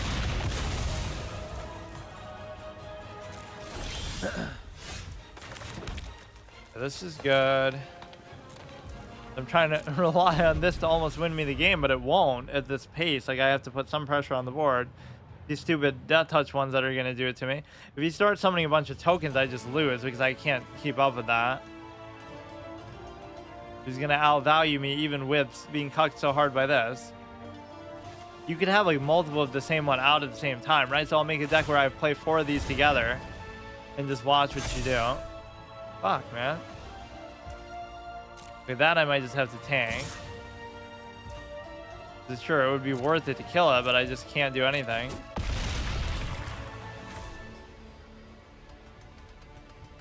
They're gonna beat me without even needing to play anything because their own enchantments are gonna cuck me. Like, this is a enchantment versus enchantment game. Just out of a code of honor, we're not allowed to touch them, basically.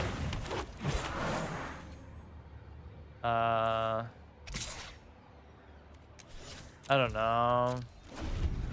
Look how much death touch can just kind of stop you in your tracks. They may as well call it the quicksand mechanic instead. Quicksand keyword.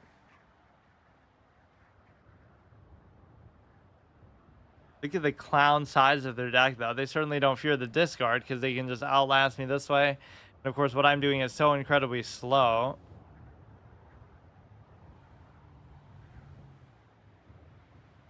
Even in what is supposed to be a mid-range, semi-even aggro type of deck. Just doesn't seem to care about that, you know? Yeah, that's still fine, I guess. I should kill... Maybe I should kill the 6/6. I don't really know how Or no, he's not even gonna let me. Okay, the Carotid will be better because you'll get more mana from that still. This card is still annoying him though. I can just sense it, but it's not going to matter because I can't play anything ever, so. Ugh, I just can't do anything, man. Give me like a Galta, give me a Rebuke, but he's gonna keep buffing this stuff forever. This is similar to the other game we just played where like it feels like it could just drag on forever. And we're not even playing as red, haha. That was my joke from last time. How long can the Sarkhan deck drag on for? But it performed pretty well today too. What is it going to be like? +3/+3. All creatures able to block this turn do so. What if I...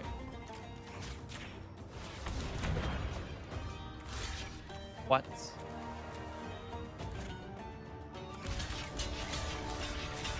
Like how it even makes you do this. I thought that would somehow bypass it by turning it into something else. Okay, I don't even mind that per se, but at least we had a good chance. But yeah, look at the havoc that card can wreak. I'm not going to blame that at all for what happened. See how hard it is to get to platinum even playing like this? The one that's really going to ruin me is the blue, but I better just focus on trying to win these games. Red has been my lucky charm, so let's win 7 more games somehow. Probably take me all night to do it. But then do that and then just beat out the... Look how many games I played as that green deck with a couple blue cards in it, but I've only played 2 blue cards all day so far.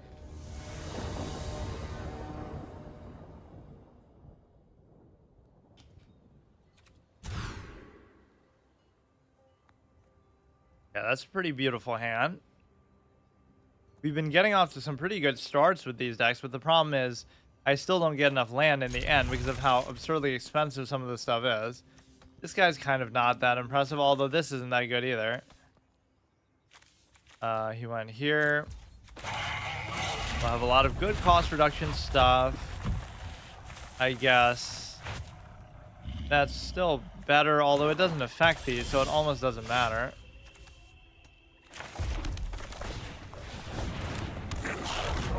I forget what this even is. Shivan Branch Burner. Convoke is kind of garbage. Flying Haze 6. You are going to want a certain amount of land though still. Destroy creature with a... Okay, dude. Do it again. You'll destroy it again. Then I'll summon the Whelp. Then you'll do it again.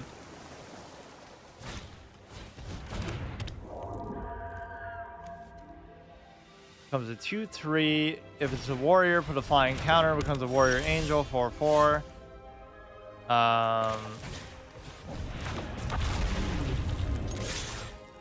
How exactly do you trigger those? I don't even know what that is. Mana from a snow source. He has 1, but that's not going to be enough to do any of these. If it's an angel, something.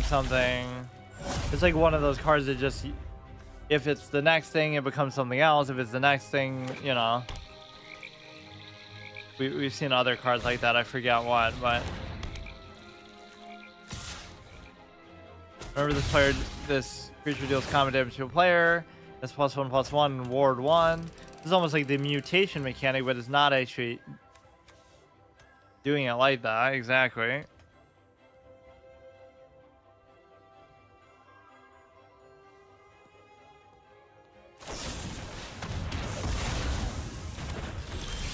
Alright, he really doesn't want to let me get any value at all out of that.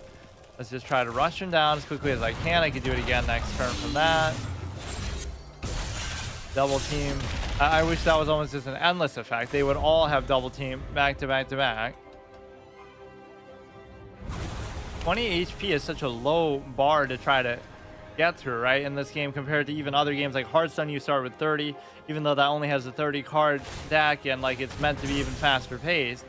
Somehow you're able to, you know, still enjoy that. Like, why are you so cocky that you're gonna just keep letting me have phase?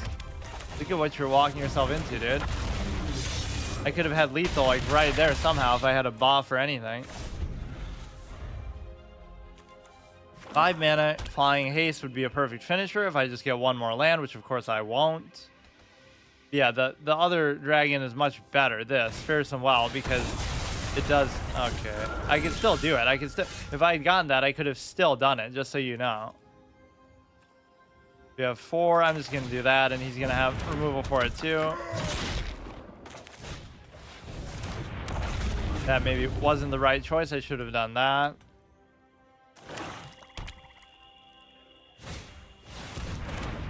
Just let me finish you off in peace, dude. Non-token creature would die. Just don't do anything with flying, and I'll just fucking haste you down. You should be dead. You don't even have to do Convoke. You can just do it. Okay, thank God. Yeah, this red deck has come up with some pretty clutch wins and stuff today. It doesn't seem like that clean, but it's actually must have gotten at least a little better. Although all I really added to it was that stupid mythic one that isn't even good at all. Whatever, the guy, if you have 6 lands, which how often does that happen? That might have happened for the first time ever today. Hey, how's it going? The man, the myth, the legend has arrived without sound. He missed me playing his game that he asked for. Here, the Datum, as I call it, deliver us the moon. Well, all I did was not even get to the moon, or basically just barely get to the moon.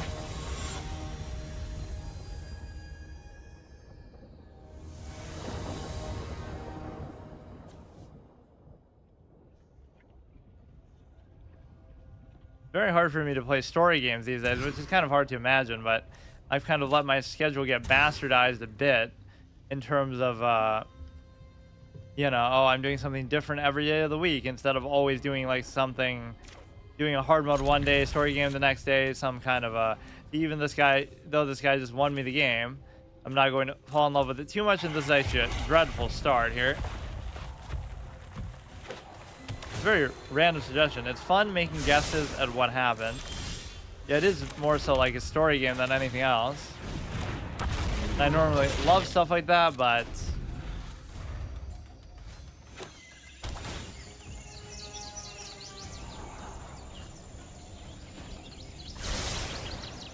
I wonder what rating he is in chess now, because he's been playing on the side, and of course I haven't, because whenever it attacks, deals 1 damage. Let's just not do that yet, and then you can always do it later, which I almost shouldn't do. Don't need to do that.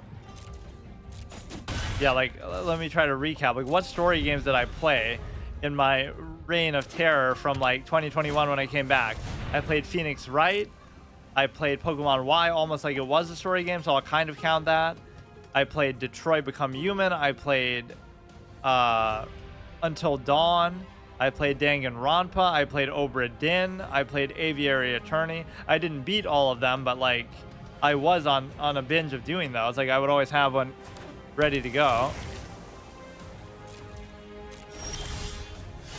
Aviary Attorney actually ended in a pretty fun way, too. Like, I wasn't sure that it was a failure state, but it was a first way through permadeath, so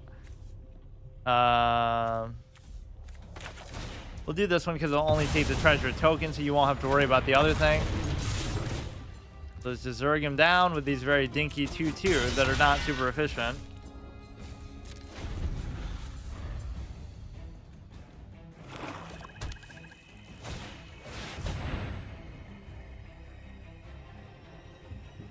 Instead of Datum, it's Deliver Us to Mars, right? The sequel. Unless that's unaffiliated, but it couldn't be. Deliver Us the Mars. I wrote it wrong. The Mars. Elon Musk's fever dream come to fruition. I'd have to give that guy up, which I almost don't even want to do, but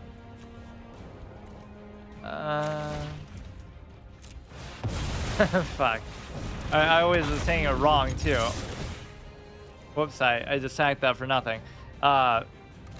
Deliver Us to the Moon, I thought would be what it's supposed to be called.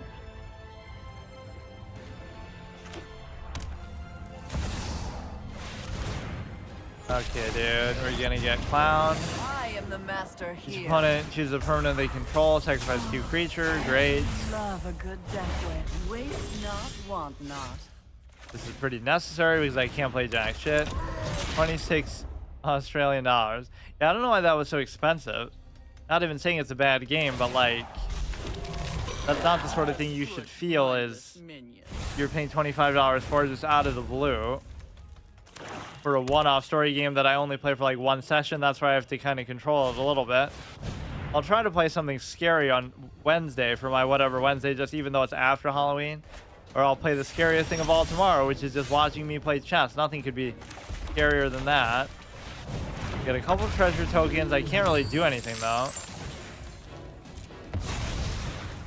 Simply for the fact that I don't have the very strong flying stuff right now. There's no job too tough. This guy reminds me so much of the thing from Yu-Gi-Oh! The guy who's like, that Alistair plays against Kaiba. I forget what it's called.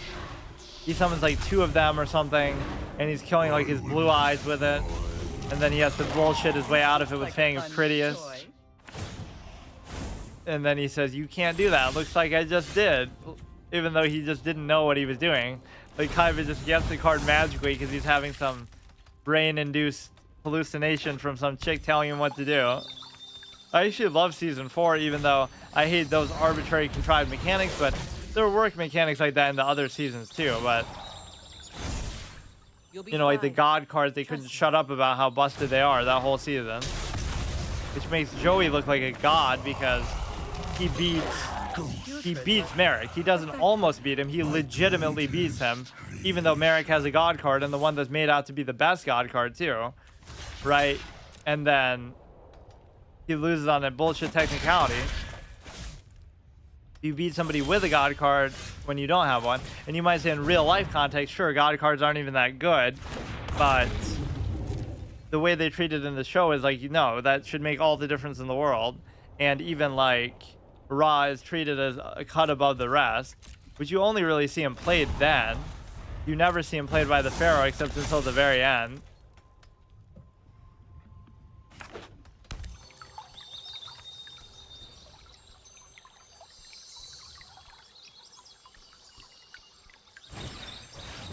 Search for glory. Okay, hurry up. This is what I hate though. Like, I don't mind playing a long session, which I already by my standard have because of how little I typically play. But now you're just fucking wasting my time. Like, you know you're gonna win. I give it to you. Just do it, man.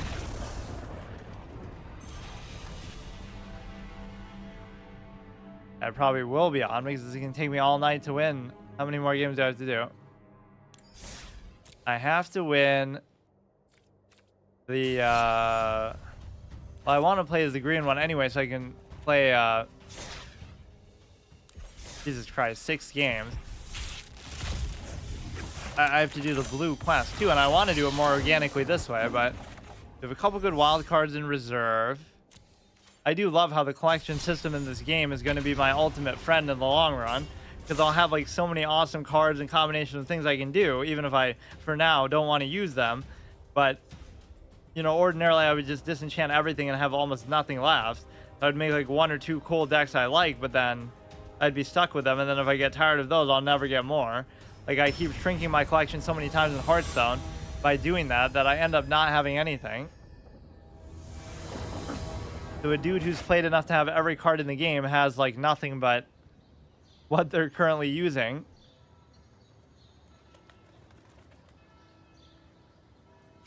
Yeah, this is a trick. Ava Bruck Caretaker. I crafted that instead of Carnage Tyrant. Can you imagine? So this is a pretty cute card. The Painful Quandary. I do like it a lot. Doesn't mean it's good, although it is actually pretty good. It's just a little bit inconvenient to play. And I probably shouldn't... Okay, why does it have to be white every time, dude?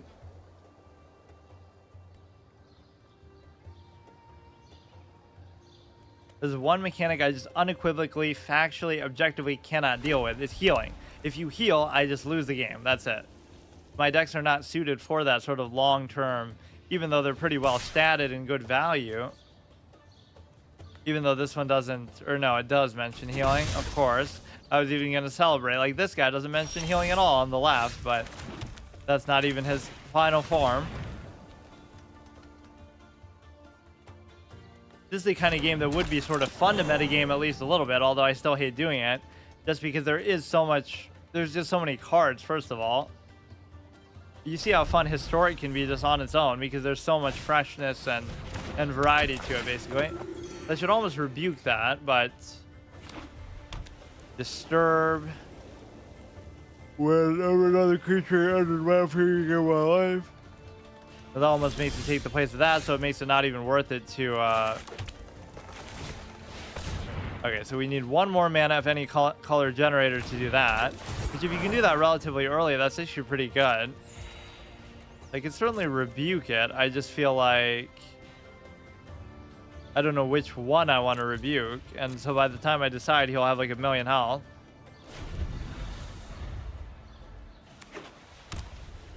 Haven't been this excited for a Black Lotus since WoW Classic, am I right? Haha. All kinds of crazy obsessive stuff people do about that. If you would gain life, okay. Not much I could really do about that. I could rebuke that, but that almost doesn't seem worth it. Okay, basically I can rebuke anything I want now. I just can't decide whether that's really worth it or not, because I might have to still do it to the flying, though, because he can just sit there and pelt on me and I won't be able to do anything at all. To give me the Carotid, or give me another one of these, or just anything that's going to give me... There are blue minions in this deck, by the way, but I'm just not being able to play any of them, which normally I wouldn't care about, but just for the sake of the daily quest, I thought I could do it like this. I'm not going to be denied that card back now. Not at the last minute like this. So next time we have to get it for sure. Okay, turn it into a little hexproof, dude. You triggered my trap. I do love that. Like, when you give them false hope that they'll be able to do something. Right, even when I don't have a hexproof minion, I still find a way. Okay, this is not too terrible, but this healing is just getting on my last goddamn nerve, I swear to God. Now, I wish you could rebuke one mid-sequence, assuming you had enough mana, and stop them from blocking, but he almost doesn't give a shit because he knows his healing is just going to be infinite. This looks like one of those Dragon Ball Z battle arenas. They just find this incredible desert to... You would think they would run out of those by the end of the series. Just these wastelands that they can completely... But I guess they don't really change that much, and they can just use the same one over and over. It almost gets boring a little bit as an environment, but... Okay, that one I find a little bit annoying because I don't want him to summon a bunch of tokens, or... That almost doesn't seem worth it. Like, they're not tapping out the full value of their deck here, but they are still gonna win. Like, I've seen this movie before so many times. Like, just hurry up. I can't believe how much money that movie made, Barbie. And Margot Robbie kind of did something important with that, because she was in like 5 or 6, or like her last several movies had been flops, basically, right? So she kind of not only proved that she, not that it's her fault, but that she can make money in a movie again, but also she like co-produced it. So that's a huge fucking hit for her.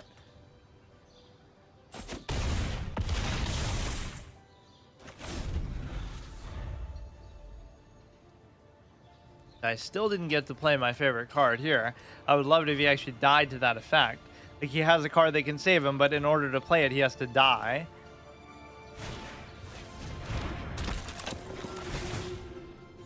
Just the healing is just too much, man. I'd love to be able to do this too, but I can't basically do anything at all. He's still gonna win. Like, it's so cancer, man. I hate it. This is the kind of thing that ruins the game, because we're even playing in Historic, we're even playing at a low rank, but we still see so much of it. Like, come on. I won't win like this because you can't even do anything. Such fucking bullshit, man. Again, I don't object to a deck's quality. Like, this deck is still, what he's using is still bad compared to some of the ones you could make, I'm sure. Obviously, right? There's far better decks, but it's just seeing the same thing over and over that triggers me, not the quality itself. There must be some budget white deck that anybody can make, free to play player, new, cheap, easy, crazy thing that'll get you to platinum or whatever. Which, again, I'm not objecting to theoretically trying that, but at least do some variety, man.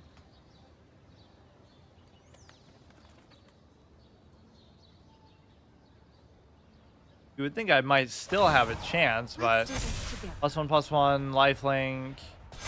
If I just attack with everything, I should win. If I don't, then I don't care. You can just do whatever you want.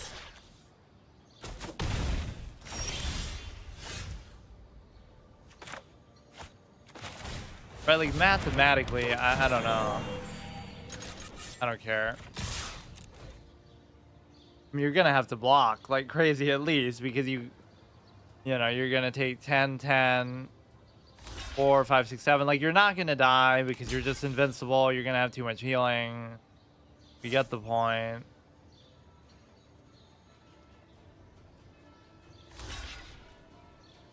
I'm almost going to die because you're gonna hit me with the... You're gonna hit me with the flying ant, or actually I am gonna die. Or no, I mean, I was taking block with the 3/3.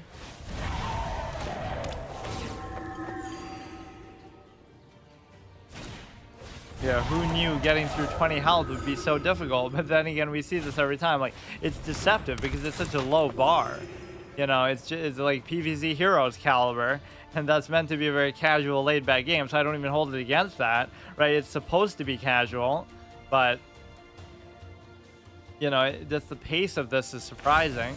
Be brave. That it's able to go on so long despite everything else. So, I mean, you would think, okay, I'll survive this turn, and then I'll finish you off with my shit next turn, but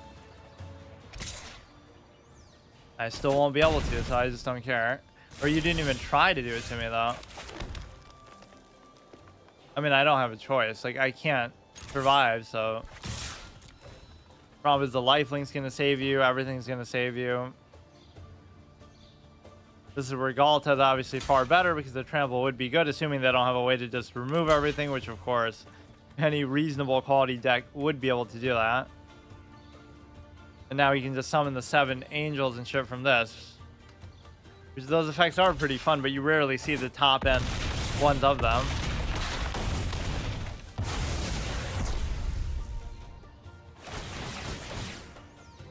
So ridiculous, man.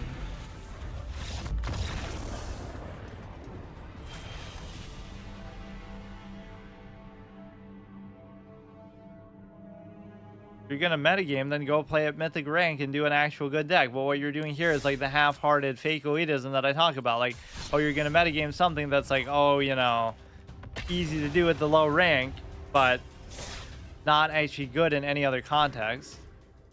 It's obsessing over the thing now. What are we at? 9? To win 6 more games, which is gonna take me all night to do, so whatever. Then I'll just have to do some blue specific deck just as a throwaway, just to do the one daily quest. We're on a couple good streaks there for a while, but now I just can't do anything. Get a couple easy, quick wins at the beginning. Of course, everybody's going to be tryharding like crazy because we're at gold rank now, so you can't expect anything. Yeah, I do forget how it factors in as far as the best of 3, whether if you win one of the set. I feel like it doesn't count. It only really counts if you win the whole thing, or I don't know. But in either case, I do love that mode. Non-devil, non-dragon, holy shit. So specific. You have to hope and pray you get a land, and if I don't, I'm screwed. Very Halloween-esque imagery there. So he's got his little cute death touch thing. You can trade in because I'm not going to sit here all day. Oh, fuck. I didn't mean to attack with the 1/3, though. I would assume you would block the 4/2, but actually you might be smarter not to. You could always do it next turn and you'll kill the... No, you won't kill the 1/3 though. No, you will kill it. Because you have Death Touch. So you'd probably be better off doing that. And I'm just too much of a moron clown, so I did it anyway. Okay. Fucking. Give me another land and I might not mind so much.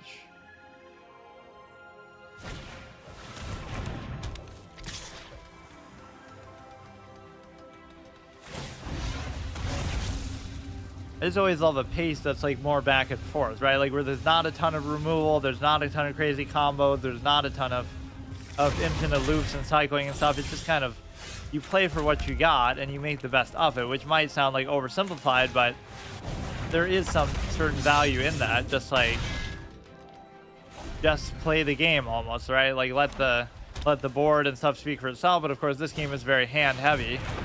Not saying you can't play on the board, but a lot of it does come down to other crazy stuff. Whenever deals combat, +1/+1. And the fact that you're using Convoke to do that, though, is kind of silly. That would almost be a nice surprise thing, because... What? Because if I do, like, the Convoke, for example... Then, oh shit, then we could just haste him down, even though it still won't work because you'll lose 1 life. Whenever you instant sorcery spell, each opponent loses 2 life, you gain 2 life. What? That's at least a stylish way to go out, assuming there's not something that'll come of this. Okay, good on you. The blue quest is gonna piss me off though. I just hate playing as blue, period, overall. Yeah, it was definitely Hearthstone that proved to a lot of people the whole value of the digital card game space. Not saying other games hadn't done it before. In fact, Pokemon TCG Online was pretty impressive considering. Right, I only just played it like for the first time last year before it shut down, but that one was actually kind of incidental because I didn't play it because it was about to go offline the way that I've done with so many other of these games lately.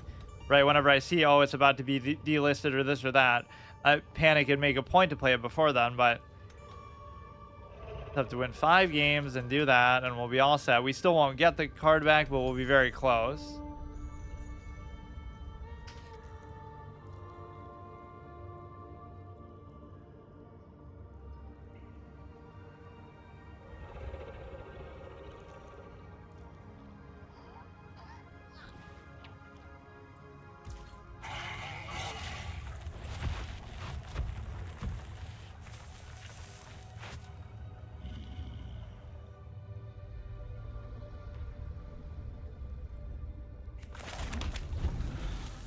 What is this supposed to be? Oh yeah, there was that one card back that reminded me almost of Hellraiser, like where the guy's sitting around the candles and stuff. Or is that maybe that's not a card back, it could just be a card art. Just like how the movie starts with his brother Frank trying to open the puzzle box. It's such a weird movie, but the effects are amazing, the practical effects for the time. I always use that movie and The Thing as examples of like amazing practical effects from back in the day that hold up today. Just the way that everything, you know, because they're not even special effects, because back then they didn't have, well, they weren't really relying on special effects as much, is basically the point. Or it was too expensive, so they did, although I can't imagine how they did The Thing. That seems like it would have been extremely expensive and hard to do. Whenever you cast a spell, it begins indestructible.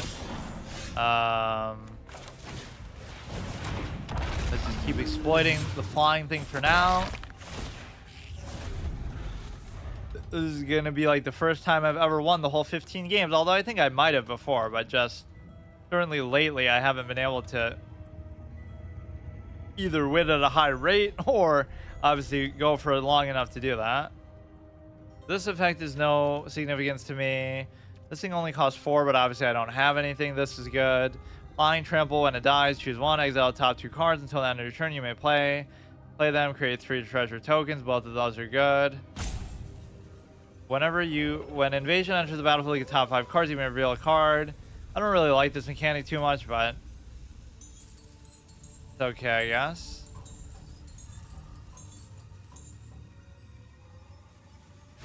Was this supposed to be like smog from, obviously since we're bleaching off Lord of the Rings, it must be. This can be very annoying. When a land enters the battlefield, create a 1/1. Not much we can do about it. Like, you can't do the effect of that either. You can buff that guy, which almost seems totally fruitless.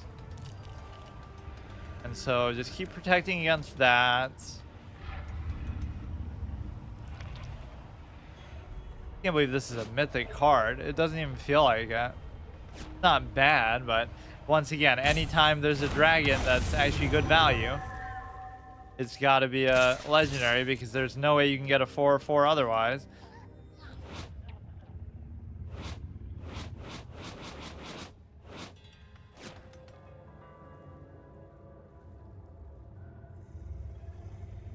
They're going to win because they're going to flood the board with too many of these dinky insects.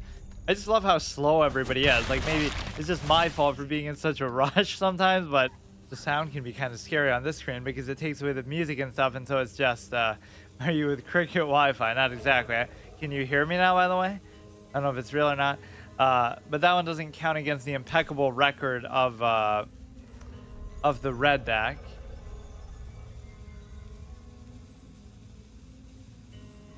He doesn't know if Cricket Wireless is real. Oh, don't fuck me over, dude. Okay, so I just have to win a couple games. I hate doing it like this because you're under so much pressure, but normally I don't have a format or anything I'm going for, and I didn't go into today expecting that. But I want it to be as sure of a thing going into next time as possible. What do I mean? I don't. I don't have Cricket. What the fuck, man? Or yeah, everything he asks is about cricket, whether it be the sport, which again, I don't know a ton about, but I just know it from the Indian side of things. Like, Sachin Tendulkar is such a good... Dude, what are you doing, man? I'm just going to alt F4. I can't fucking take this. Why is it doing... I'm actually curious, but I don't have time to be curious about it. Makes you appreciate, right, like, things in a different sense than what you would normally do. As far as, you know, people who actually work 7 days a week or don't have time to play games all day, every day, or only play a game once a week or only play for a couple hours. It doesn't mean I'm not holding it against the game, but I do get annoyed by stuff like this a lot more than I normally would. Like, this is the only chance you're going to have, and if I don't do this right now, I won't get the card back. I should play cricket. I never have, actually. That's one thing for sure I can say. I'm not against it even, but I don't know. I don't even know where I would go to play it. Like, just go play it. Like, who around me would play such a game? What's popular here that's maybe not super common elsewhere is lacrosse. For whatever reason, people really like lacrosse in some of the northern states, like New York, and basketball. Yeah, I like basketball actually to an extent, but I don't know if I like it enough to actually go and play it. Or yeah, I'll just play NBA 2K instead. You need to be active. This dude like wants to be a fucking personal trainer or something. Exercising. I'll just stick to my fast food ways. Fast food and gaming. Although the way that it would look like, oh yeah, look at this guy. He streams 7 days a week. But, you know, it is an interesting overlap with the fact that, you know, I only, you know, like if you average it out, I've said this before many times, but like probably somebody watches TV every day for a couple hours, or they read a book, or they relax, or they watch TV or something, right? So they do some sort of recreational, or they game for a couple hours a day, 2 to 3 hours when they come home from work or some amount of time. So the only difference with me is I happen to do it on stream. So I stream like 2 to 3 hours a day, but I also play a game 2 to 3 hours a day, so they kind of overlap. It's not like I'm doing it separately specifically just for that reason. So when I'm off stream, I'm not doing that because I don't really have time to do it. So I kind of save it for that in a way. This is good. I want to be able to finish off just with that, which might be pretty difficult to do. Ooh. I'm not even paying attention now because I'm in such a hurry to just fucking zerg this shit through. Healthy food. And what he suggested isn't really even that healthy. Like, oh, make some sort of chicken and fries and this and kind of stuff. But I don't know how healthy that really is either. Like home cooked chicken. That was a big mistake. I'm probably gonna lose. Like, I'll just assume I'm going to lose and just whatever. If I feel like it's not gonna be an easy win, like, why even waste time? We'll go back to green, try to play some of those blue cards. I'll just worry about the blue one at the very end, though. Right, because that'll be a guaranteed, or maybe the daily quests are going to reset as I'm doing this. Now, 4 hours. Although I'll probably be doing it for that long. Jesus Christ, this can be so annoying, but not to any fault of the game or the experience itself, or kind of it's my fault, because even as much as, oh, I want like to use my theme gimmick decks or whatever mechanics I feel like, the reality is that I've been using some of the same ones way too long.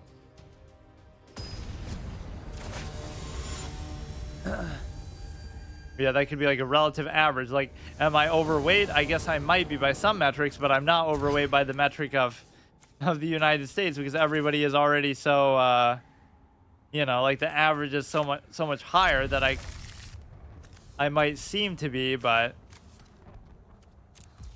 I almost should have just kept that. Greater than 95 kilograms is good for a fully grown man. I think he means less than, right? Or I don't even know what that is. What is this scientific? I forget what the conversion rate even is. But greater than 95 is good.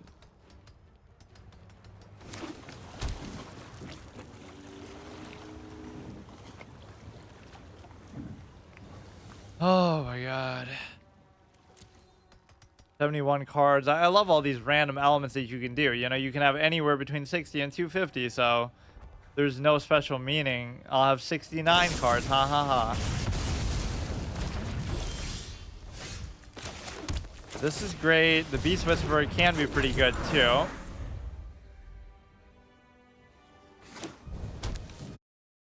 So now all you have to do is just wrap this up quickly, please. Like, if a game doesn't give me the sense that I'm going to win within like a minute or two, I should just concede and do the next one, because I'm getting pissed now. Like, just hurry up. Whatever you do some crazy meta combo. But why does everybody always take so long with everything? This is supposed to be a fast-paced auto-clicker game like fucking PvZ Heroes, like, where you don't get to choose to attack, you don't get to choose a lot of stuff. You're getting all these superpowers. Like, it's just everything feels very much on rails, but it can still be very good, obviously. If it doesn't get rid of that, that can be very fruitful. But yeah, I don't know if my rant at the end before it crashed got caught. Like, I forgot what I was even saying, but it was like what are they calculating so long? Like some kind of crazy infinite loop meta sequence that we've never even seen before, never been played in the world. They just make your stupid fucking move. It's not that advanced, or even if it is, just let the metagaming do the thinking for you. Like everybody else does. As I always say in card games, the deck is like 90% and the player is like 1%, and the other 9% is like RNG or something. I always have those quotes where you bait them in, like, chess is 75% memory. Oh, what's the other 25%? Whoever goes black or white. It makes it seem like the 25% is going to be player skill and input and interaction. Oh my god. The top 4 cards, I might just concede on impulse, because I have a feeling, I have an impulse that I'm not going to win this game. Whenever they do crazy shit like that, I guess I consider everything crazy that isn't just like static plays. Even 90 is getting heavy. Isn't it just like double, right? 90 kilograms to pounds. It was 198. Yeah, that's about right. That's what you should be, I mean. Well, it depends on so many factors, though. Like, how tall are you? How much is muscle? Like, LeBron James is 260. Or at least he was at various points. I don't know if he is now. But he's, like, all muscle. So, of course, it doesn't matter. So ordinarily, that might be unhealthy. But because of the way that gonna hit him for 8, 9, 10, 11. Like, just please, man. So we're gonna look like we're gonna win, and the next turn he's just gonna wipe the floor with me. That's just the way that this goes. I should have just overcommitted, because that's the thing. Like, there's no such thing as overcommitting, because I'm gonna, you know, if I don't win like right now, I'm gonna lose, because whatever end game stuff they have is gonna be too good, and I'm not gonna be able to deal with it.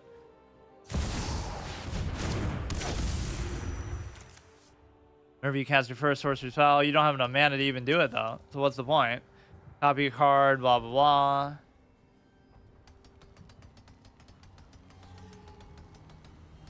I think nobody has any respect for time. I like to take my time when I do stuff as much as anybody, more than anybody, in a way that even pisses people off. But this is actually the most frustrating episode ever because of how much I just have to do this. Do 1 damage to any target, or is he gonna do some infinite loop like I was expecting? Even though you don't have any mana to be able to play it, so I have to wonder what that means. But without paying the mana cost.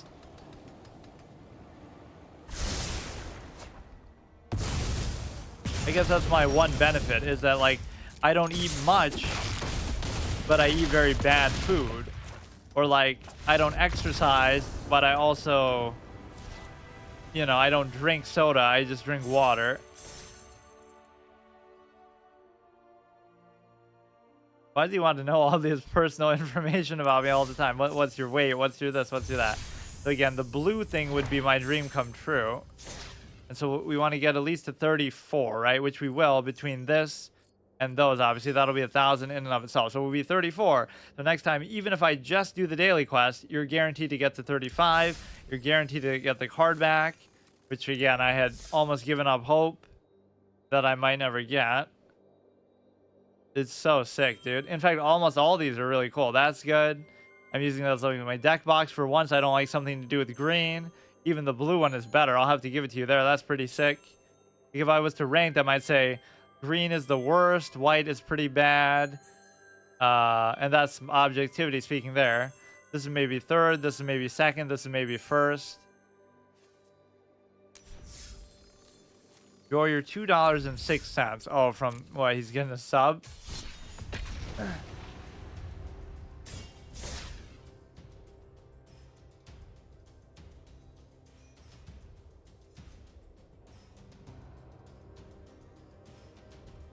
Just win 4 games and just play a bunch of blue cards.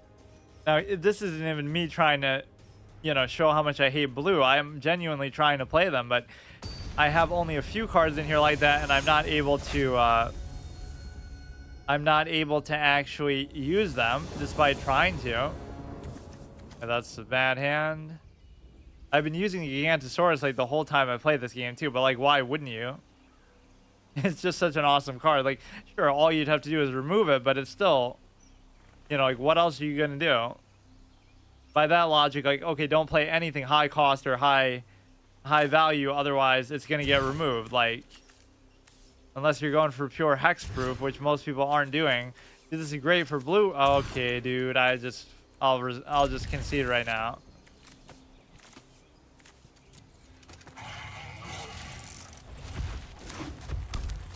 What's he talking about? $2.06. Is that what ratio you would get out of a sub? That seems kind of random.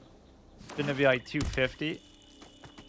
I don't even know like a lot of things about Twitch as much as I, you know, obviously streamed in the past and stream now and stuff.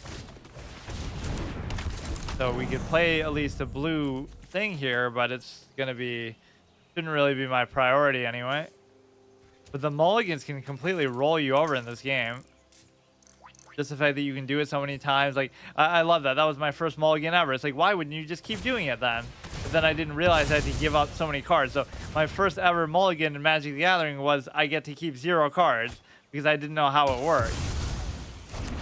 So I discard my whole hand because I'm trying to abuse it and act like, oh, ha, I can do it as many times as I want. Okay, that would be cool if I could actually play it. But in fact, this is probably my favorite of the blue cards that I do have, because it plays against all those stupid things that they hide behind the fact that you can't attack them. Just every minion in the game.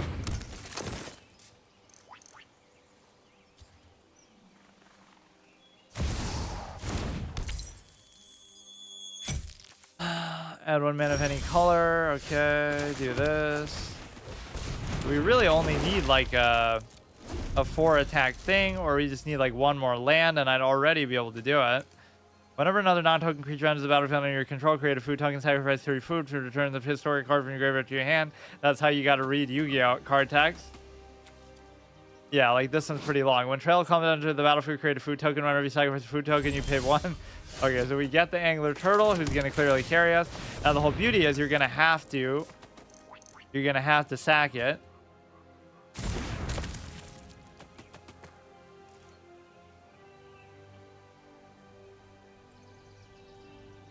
So that's great. We're going to take approximately an hour to actually do this. Or I guess you could always tap it first, but at least that means that, you know, you're not doing as much either.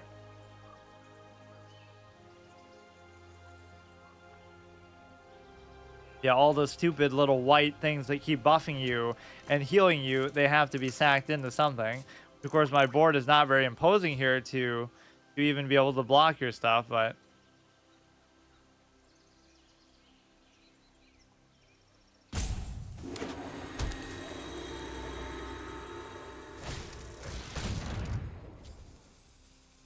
Assemble the team.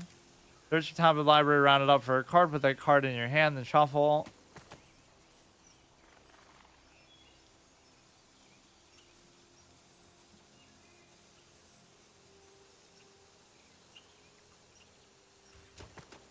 We have to,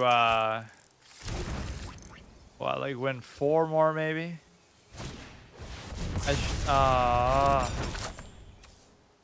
One way that you can deal with hexproof. Okay, that we can do, but now I don't feel too good about it.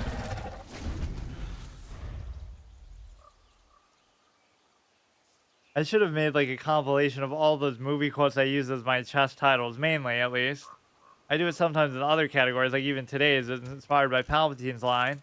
But yeah, there were so many good ones.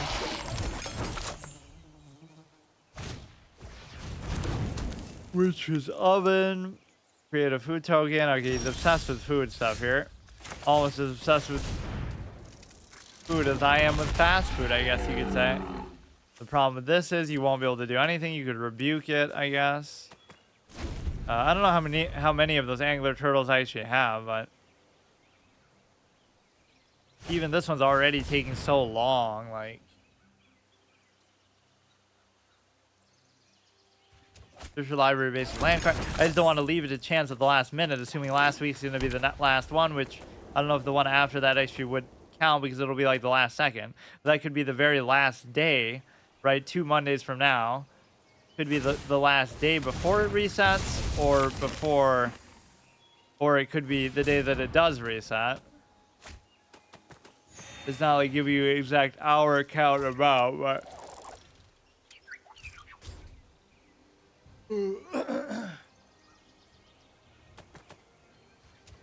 Oh boy. Just the speed of these people, man.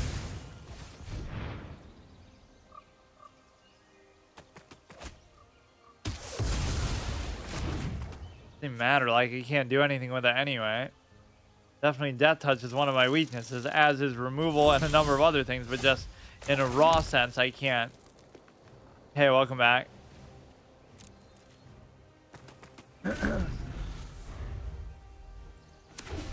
Yeah, like Death Touch is so bad against these higher cost minions because your value goes out the window.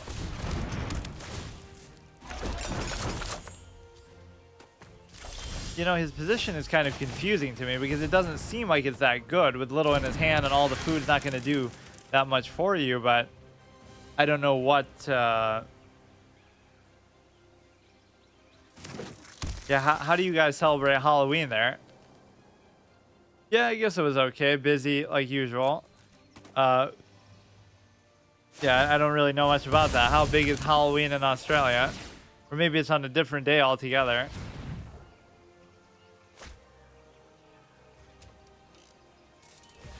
Same as me. Is today, or yeah, I guess it just turned into it, but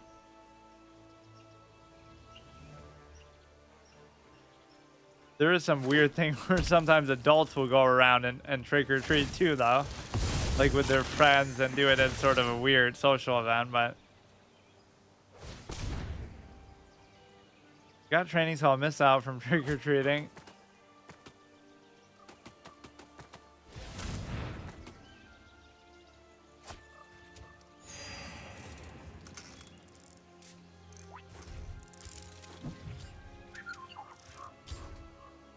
Holy shit, man. Not doing anything like too intimidating though. Add 1 mana of any color, spend only to cast a legendary spell and it can't be countered. The halfling was dear to you, I see. The Mouth of Sauron is probably one of my favorite characters in movie history, even though you barely see him. You just see him for like the fucking the one scene that was like a deleted scene too, I think. I'll run around trying to get some stuff though, maybe. I can't even really eat candy now, even if I wanted to, because I just like gotta put extracted and stuff, so I have to be careful with what I eat. But it doesn't stop me from gobbling fast food. Just like one of my wisdom teeth was really hurting like a month back, so I had to get rid of it. Which is probably something I should have done a long time ago, but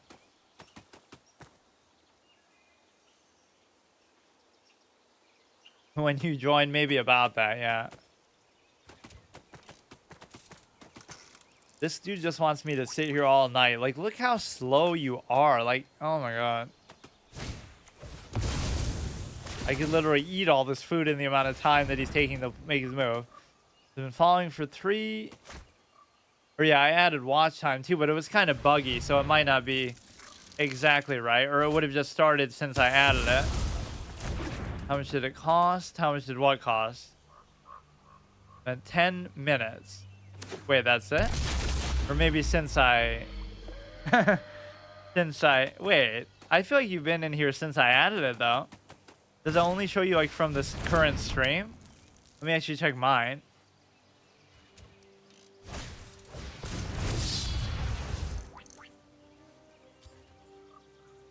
One day, okay.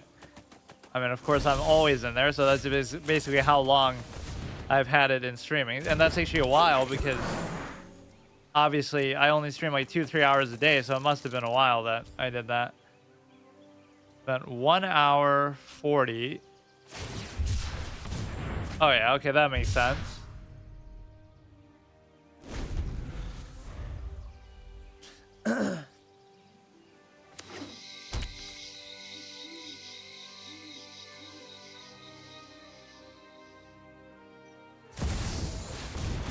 You've spent longer. Well, obviously, yeah, it doesn't count the whole, yeah. I still don't feel that intimidated by this guy's position, but of course, as long as he's not healing or buffing, which he really isn't doing either one. I'm just so afraid of the goddamn death touch, I can't do anything to him. Phyrexian zombie elf. Quite a combination. Sounds like a good Halloween night. Probably one of my most quoted lines from any game. It wasn't too bad.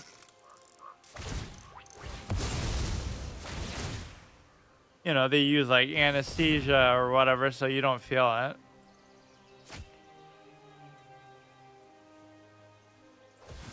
Although they, yeah, but you're still awake. Like, it wasn't like a hardcore thing. And they even say like, oh, you can't drive after, but I was able to drive just fine. Like, it didn't affect me at all. It wasn't like the really one that puts you unconscious or anything. Man, I would hate to concede to this guy, but I almost feel like I have to, because this is going to take me the rest of my life.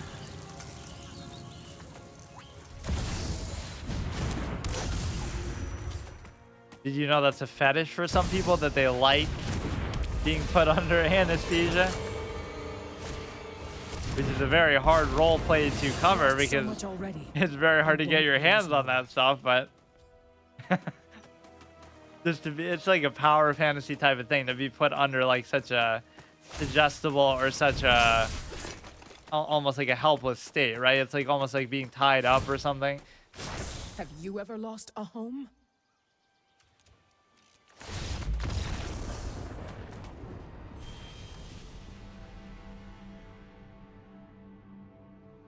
I don't think I have, no, in the sense of like being passed out, no. Not that I can remember at least. So we gotta win 4 more games. We go back to red. This is taking very long. You have... It was like sleeping. Yeah, it's not too bad.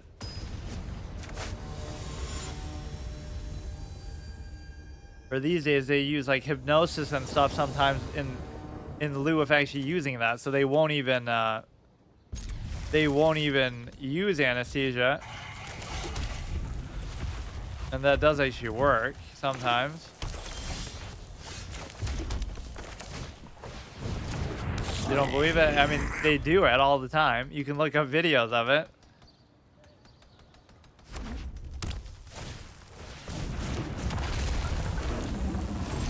All it's doing is like changing your perception of it. This is actually probably worth it to do. What's that chick's name? She's like Sharon Waxkrish or something. Let me actually look. I was watching that the other day. Yeah, Sharon Waxkrish is somebody who does it a lot for that purpose.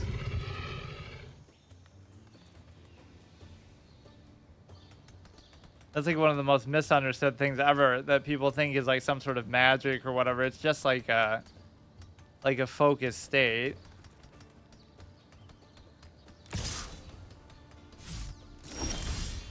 At least this guy's playing a little bit faster. Go hit him in the face. Those people are all mad shit crazy though. Who?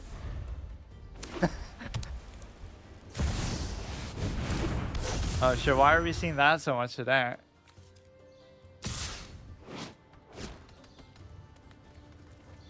Okay, you could block that. I don't see the problem. Spell damage, you may search for oh, maybe I didn't read that. I don't know about that. Okay, this will be at least enough to play something else. You know, like I'll get him low, but then he won't be able to, or I should have attacked with that too because he wouldn't have been able to block. Okay, so you'll put those cards on the battlefield. Last time this happened, it actually wasn't all that crazy though.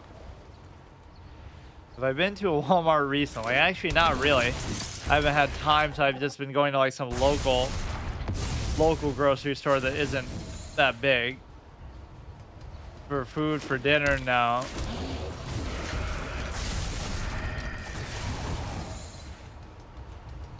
Literally, I'll just get like some frozen microwavable thing. Okay, that looks like a win condition to me, dude. You can have it. Even though I might still be able to win in a fluke somehow by give it a try. Oven is king. Yeah, I haven't used an oven in years, actually. I always used to make those microwavable pizzas and or not microwavable, those pizzas and stuff in the oven, but now I don't do that anymore. Even too lazy for even that. I would make all kinds of stuff: biscuits, cinnamon rolls. I'm something of a master chef because I know how to use an oven. Like really. And there would be so much shit on the bottom of it that it would get all greasy and stuff. This is actually not a bad hand because you are going to be able to play this into this into this.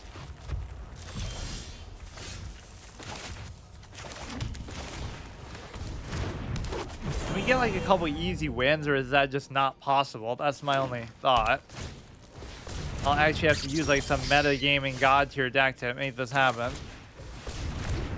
+2/+2 as long as you control 8 or more lands, so that hopefully shouldn't happen for a while. That's why I use oven paper on the trays. Yeah, but like over time, you know, if you never clean it, it just, the bottom would always get messed up somehow.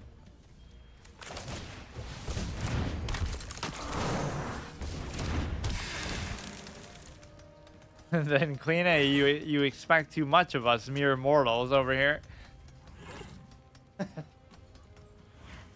we don't clean stuff. We just do stuff, and whatever happens, happens.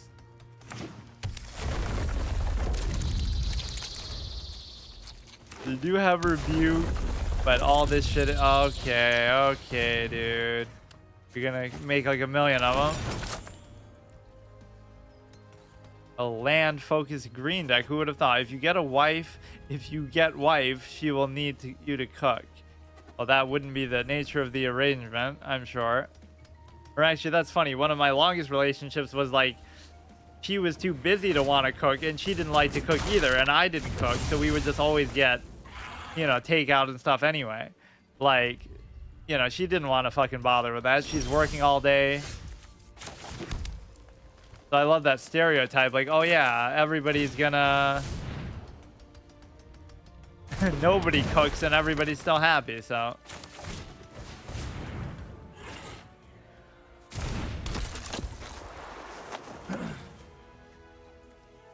Okay, that'll be fine. Or yeah, if anybody was delegated, it would have been me still, because whatever. Whoever makes less money has to cook, and that would have been me in that scenario. Cook once. Unless you consider microwave cooking, then I'm not going to.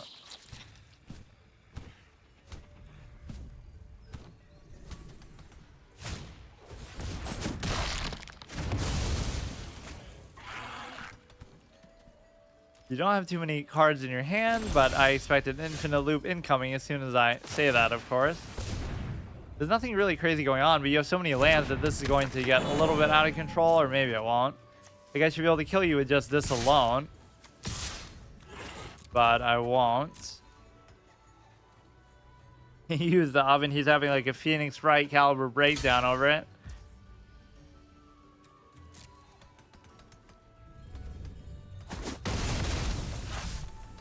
Like where the character is, I guess if you have to see it. Like where they'll say some long wall of text like that. Like, no, because it's like a text game. So when one of the criminals is caught, they'll say something like that. I guess you would have had to play one to see it. Oh, for fuck's sake, dude. Whenever land enters the battlefield, like the fact that even the copies of them do that, it becomes very annoying. Feels like they delayed Ace Attorney 6 like forever. Or whatever happened to that game, like Silk Song, that completely just died out. That's the true evil of COVID. February 14th is an important day for Silk Song. Gets the Steam update. Not that I've even beaten Hollow Knight. What's my company called? What do you mean?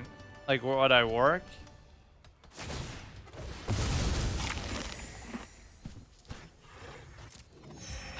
People are so slow. Well, like I said, I work kind of just freelance in a way, so it's not really like that. So this would be kind of cute, but it's also not too valuable for the simple fact that I wish only this one had that effect, though. This is kind of dumb. You're just gonna summon too many of these tokens for me to do anything about. Yeah, good call. No, there's just nothing I can do at that point. That's the problem. Right, there's just too many, and I just can't do anything. You could do a rebuke here for sure. I should. Get rid of that. Do this, do this. I don't care. Well, actually, I could end up just killing you with that, but it's going to take way too long, or I have to buff it with that other chick, the 4/4 werewolf woman.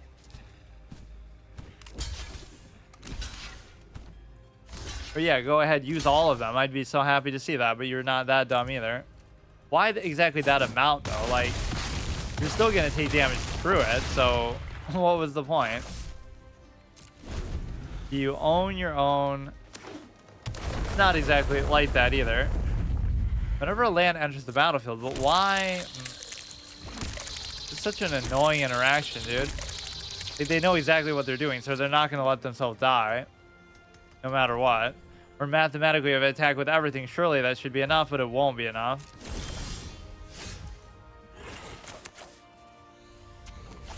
Or will it be? I don't even know. That's my problem. But yeah, this will force all this stuff to attack. So basically, whether you do it or not. Okay. That's so confusing. Not really that uncommon. I mean, a lot of people do stuff like that. It's certainly not the most reliable thing, though. That can be the downside of it. So 33. So now, again, I have to win, let's say, the 3 more games. Do the daily quest. We'll be at 34. We'll be ready to go for next week to get it. Work through sometimes, yeah.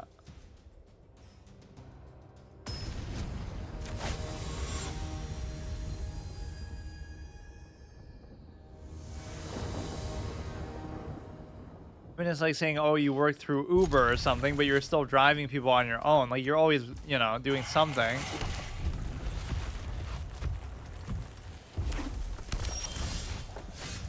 I mean, it's not exactly like that either, but those things are the biggest scam, though, because people always have these horror stories like, oh yeah, I did Uber for 5 years and I thought I was making money, but actually it destroyed my car so much that it ended up costing me more just to, you know, fix the car and make the payments and pay for gas and stuff. Like, they reimburse you a little bit, but those things are kind of a bit of a bait. I should almost just do oh fuck, I could have done Galta, or I can still do it. Or oh, what the fuck? How could I have done it there? It doesn't even make sense. I guess just because my attack values are so high. Well, we got to end this quickly, and I just missed a chance basically to do that. It's rubbing in my face again. I guess I have way more mana available than I account for. You can't do both of those. Do the invisible stalker. Hit him in the face. If Galta goes down, we'll summon it again. Like, you should win this, and in fact, I probably already would have if I didn't forget a last turn. I seem angry. I'm kind of in a hurry because I didn't want to go this late, but I kind of have to like reach a certain to reach a certain point. I have to win like 3 more games. Okay, finish him off. Just because I have to get something by the end of the season, basically. So there's one. And like last week will be my last chance, so I can finish it off next time, but I at least want it to be a sure thing, yeah. Nearly 1. It's totally worth it. Normally my episodes of this are very short anyway, so it seems kind of fair to make up for it a little bit. I slept really early yesterday, actually like 11 o'clock or something, so I should be fine. Replay the color challenge. Yeah, that actually pissed me off more than anything in this game. Is like a 4-hour tutorial that everybody's getting mad at the video that I post. Like, they think I'm hating on the game, but I'm just hating on the tutorial. Like, I'm still playing the game to this day, so obviously I liked it, but nobody wants to sit there for 4 hours playing against AI the first time. If I'm gonna get destroyed by somebody, at least let me get destroyed by a real person. We should be able to determine very quickly whether I can do this or not. This is almost like the skeleton guy that I wanted, but it's obviously like a ghost. I haven't even seen that guy in a while. Imagine if they release him now as a last second Halloween thing. I should have just done that. Guess what you have? What do you have?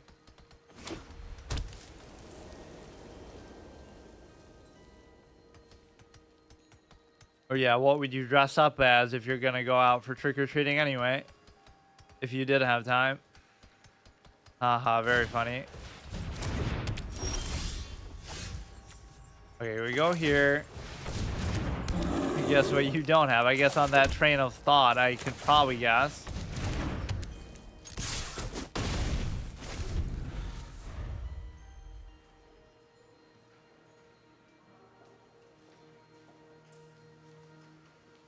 Okay, let's see what we got here. Did I get it right? Almost.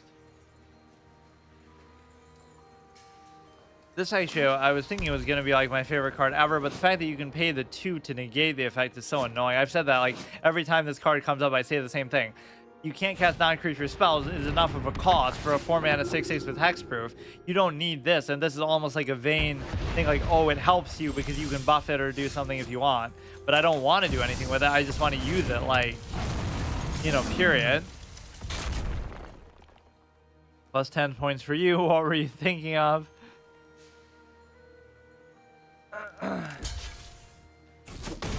Go phase, end it quickly before they do something crazy.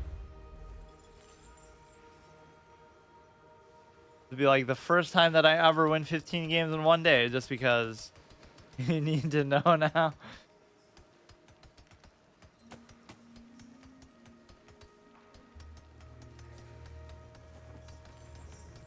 Kind of running out of ideas for what to play on Saturday and Wednesday now, because there's just too many. It's just something random. I think I decided Entropia for Saturday, but I don't know what to do for Wednesday. I should do something Halloween based. Yeah, I would hope so.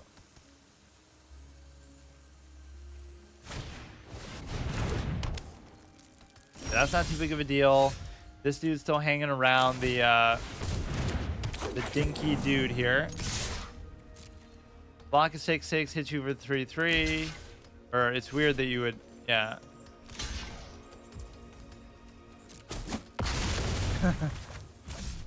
I won't say. You keep saying edgy stuff that could, if you weren't a mod, it could potentially get you in trouble. Like, I don't know, some of the stuff you were saying at the beginning when I first made you a mod. Say in Discord, don't worry about it. Or yeah, that word that starts with a G that you didn't even know what it was is apparently not something you can use on Twitch. It's just such random rules that they sometimes have. Or that could just be OBS like overcorrecting for it. Like they think it might not be acceptable, but there's always inconsistencies with that. Or let's talk about it in like a more broad sense. Like, you know, like in movies, right? You won't get an X rating for blowing whatever, like excess violence and this and that, right? You'll have explosions and people losing body parts and all this kind of stuff. Oh no, that's just okay. Thumbs up, R rating. But then you have a little bit of nudity or something, you know, sexual, and then oh no, oh my goodness, that's an X rating for sure. So it's just a hilarious contrast that they have so many parodies like that. Like a hero goes up and blows up a whole factory and kills 100 people and does all this kind of violent stuff, and nobody freaks out. And then as soon as somebody, whoops, her shirt fell off, oh, now it's the end of the world. You're a good mod? I mean, you're as good as you can be because there's nothing really to do so far. I guess we would have to see once. Are you leaving candy out for the kid? No, I never do that. I'll be probably streaming at that time anyway, so. Or, I mean, that'll be later, but. Yeah, I typically don't do that. Because I'm not usually even home, so how am I going to do it? Or I don't like to worry about it. Okay, last one, and then just farm out the blue. And we're all good to go. See, this shows you how much progress I could make if I actually played this much. Which doesn't even seem like that. Isn't this the same person we played before? I remember their name. Okay, that's actually okay. Children of Goldshire yearn for the candy. Fuck. Yeah, that is an awesome quote from Falric, where he says the children of Stratholme fought with more ferocity. I have two versions of that too. Which one's better? Which one do you like better? This one you can't read it as clearly, like for thumbnail purposes. I like this one better because it's just like way more clear, but they're both actually pretty good.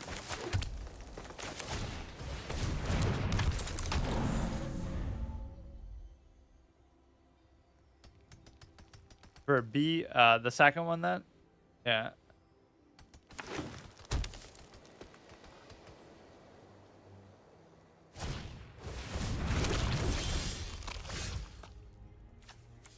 Let's see. Invisible Stalkers, okay, we can do this. It's gonna be some kind of crazy token thing though.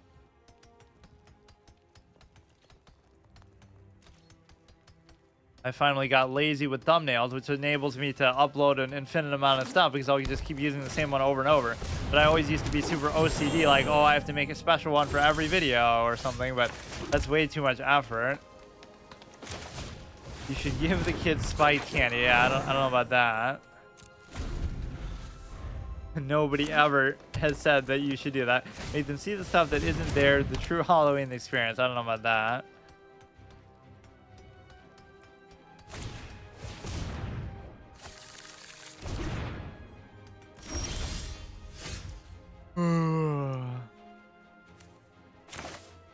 I can't do anything with the stupid invisible soccer here. This thing is actually okay. Actually, I can do it.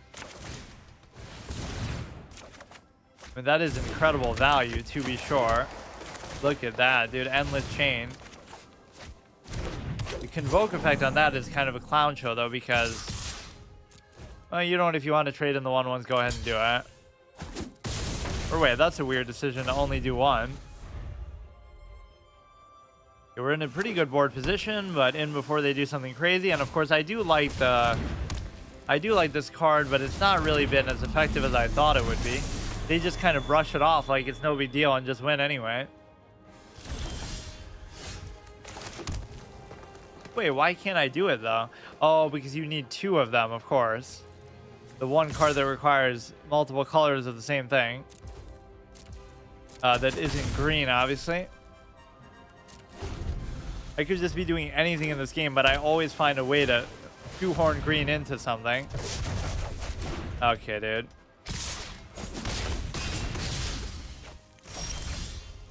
Nice game. I won't be able to do anything about that. I don't even really need the card draw from it, but... what? Where's the chick? We need the chick first. I would rather you just kill them at least. That way you get the 4/4 out of it. Discard a card. That thing is garbage. Doesn't mean we've necessarily lost, but that in itself is going to be hard to deal with. I need like something with 6 attack that we could just rebuke. We could get that one guy that we just had, whose name I forgot. Nullhide Pharaoh guy.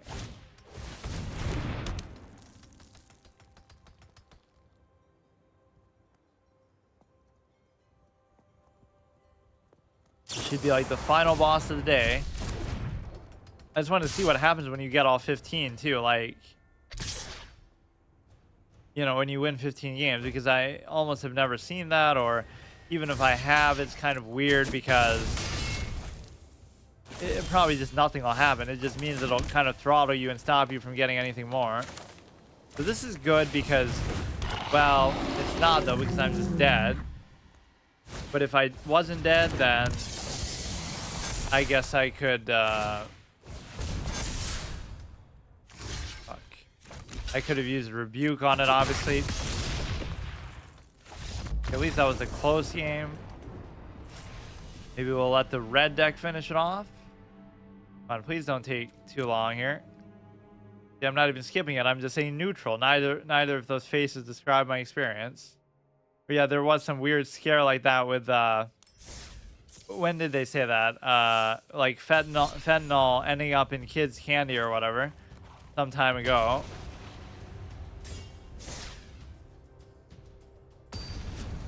Which again, I'm not saying that couldn't happen, but I don't know why specifically that was talked about so much. But you know what I've been doing the last couple of nights actually to get in the mood for the Halloween spirit, for whatever little I care about it.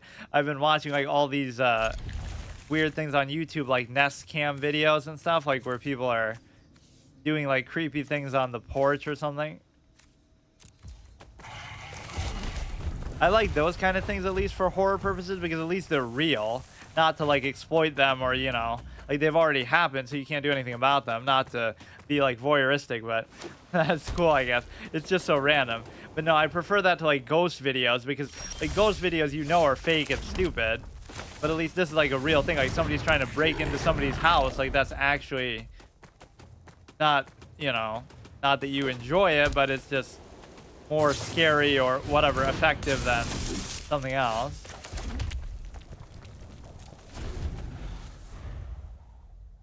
That or like dash cam videos. They see something scary when they're driving. I should make a I should do it on stream, react compilation, because that's the kind of content that really is in need these days. I always make fun of stuff like that, but one day I'll end up doing it. I'll do it with like movies, but I'll do it like super in depth, where it's not like I'm actually reacting to the movie. I'll like pause it for like 30 minutes in the middle and just talk about the movie and what I think about it, and go into all these theories and little diatribes, because I always used to do that with like doing reviews and stuff.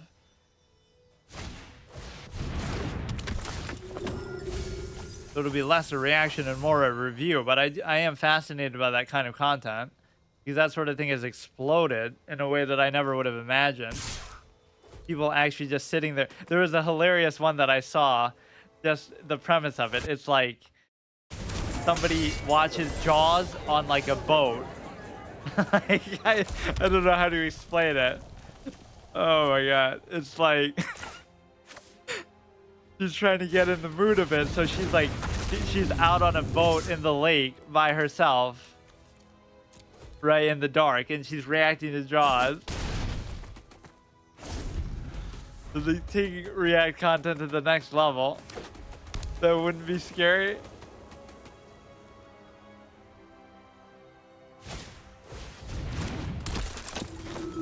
It would be funny to watch them.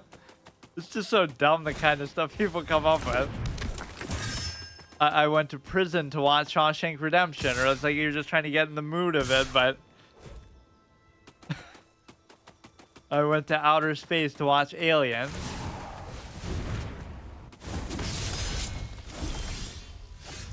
So that's pretty good. Hit him in the face. And I should be in reasonable shape here. Now the only thing I have to do is farm out the blue. Well, I'm assuming I'm already going to win, but I probably won't. The two cancer mechanics meet each other. Healing and buffing versus flying. If you can't fly, it should be in great shape. I don't care about any of this. See, sometimes you're just in that position where you're totally helpless. You can't do anything about it, so you're just screwed. Not that these are even very high value dragons, but... Yeah, what was the other one? Who was that? Jaws. I watched Jaws on a boat.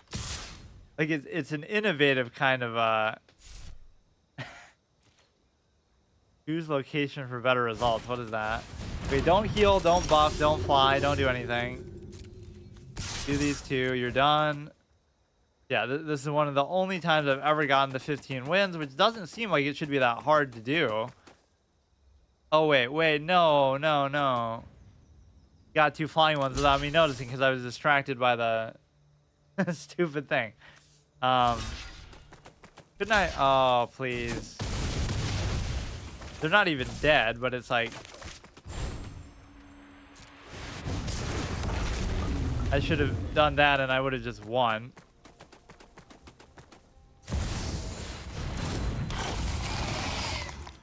Flying, if damage would be dealt, prevent the damage. When damage is prevented, deals that much damage to any other target. But we have 3 of them, so it almost shouldn't matter. Look at creature, come on, just give up, give up.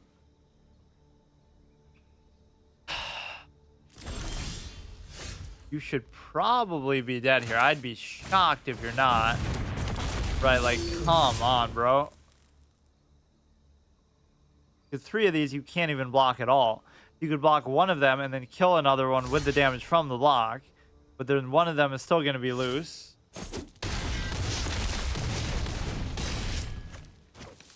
Okay, so we still don't get the card back, but we're obscenely close, where simply doing the daily quest next time alone should do it for me. So I always like it to be comfortable. Like, that's what I did with the one permanent challenge on like Le Chess. I was like a week before I needed to do it, but I was like panicking like I have to do it right then because I didn't want to have to worry about it at the last second. Of course, that sort of mentality didn't help me with chess.com. I had like a whole month left to do it, more than a month. I would still be doing it even now, right? I had until November 1st to get to 14, but I just somehow went on such a bad streak that I ended before that. I was like 1350 in like the first week of September, right? September, October I had. So let's just play something that'll allow me to play blue. Right, so that'll get me to rank 34. I normally don't do this, but just for the sake of the daily quest, like literally just give me like the lowest cost blue stuff just to speed run it. I went on a really weird losing streak too, because it wasn't like in one day or in one session. It was over the course of like like several weeks actually, because I would only play like 1 or 2 games. If I would lose, I wouldn't play too many games. But yeah, that was very strange. You would think, okay, I'm just tilted that one day, so I'll just stop playing and I'll be fine. But I guess I'm tilted for the whole month. What do we need? We have to play like 12 of them. I don't really care too much about, winning, obviously, here.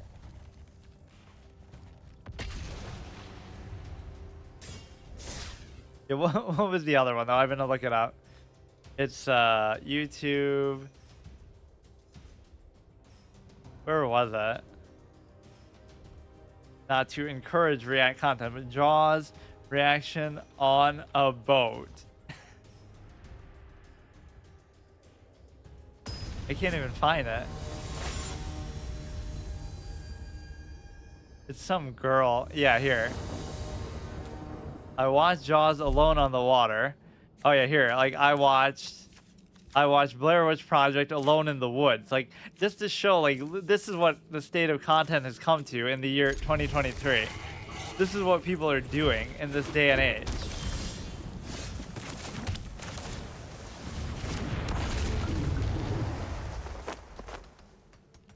I don't like horror movies, really? I hate them as a genre, but I like them sometimes. I feel like the biggest problem is they don't typically have like a good story, because it's just so much about the monster and just the whatever special effects, so they get distracted. So even the best horror movies, like the original Halloween, was very liked by critics, but there was nothing special about it beyond that. Like, okay, the killer's just chasing after you and that's it. That's the whole movie. There's no deeper meaning or theme or anything to it.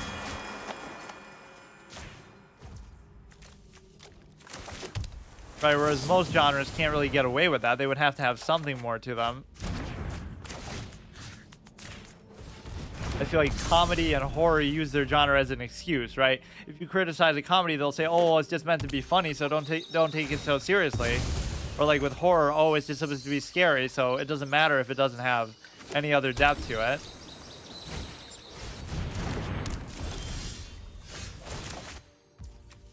Okay, pay, don't really care. Go here, go here. This is kind of a cheese way to do it, but it's okay. Yeah, like, what would I say my favorite horror movie ever is? I almost think of Signs, which is a weird choice. A lot of people don't like it because the alien aspect seems silly. And of course, M. Night Shyamalan has been clowned to no end by even me, but just for his weird career path, how he went downhill. But Signs is actually great because it addresses the one thing I was just saying, which is that movie isn't a horror movie. It's actually a character study of Mel Gibson's character that is so good, and it just happens to be a horror movie on top of that. So that gets like a little bonus credit that it's at least about something deeper, where he loses his faith, he gets it back, he lost his wife, he's going through all these different things. So even if you take away the horror element, you could replace it with something else, and there's still a lot of good things that has going for it. I mean, The Exorcist has like that same element. Obviously, the father Karras losing his faith, whatever, because and his mother dying, or is it his mother or his grandmother? No, I think it's just his mom, but she looks like way older than him.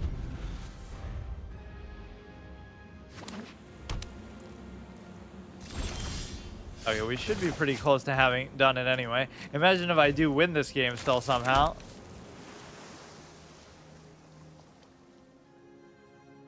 So what's ironic is video gaming almost redeems those genres in a way that if the gameplay is more intrinsic, like a horror game can be very effective because you feel that you're in part of the experience. Right, so it doesn't rely on the storytelling as much. in a more active sense. So there's something a little bit better about that.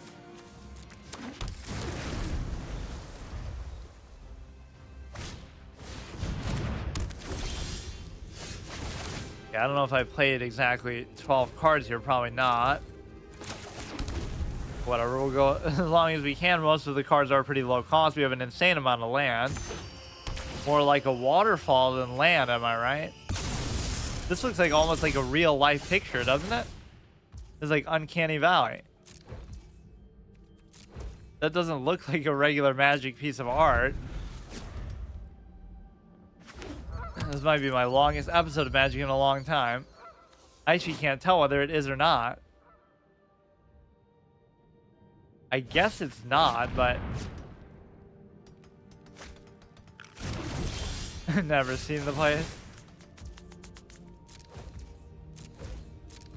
Oh, whoops, I keep forgetting to actually do anything here.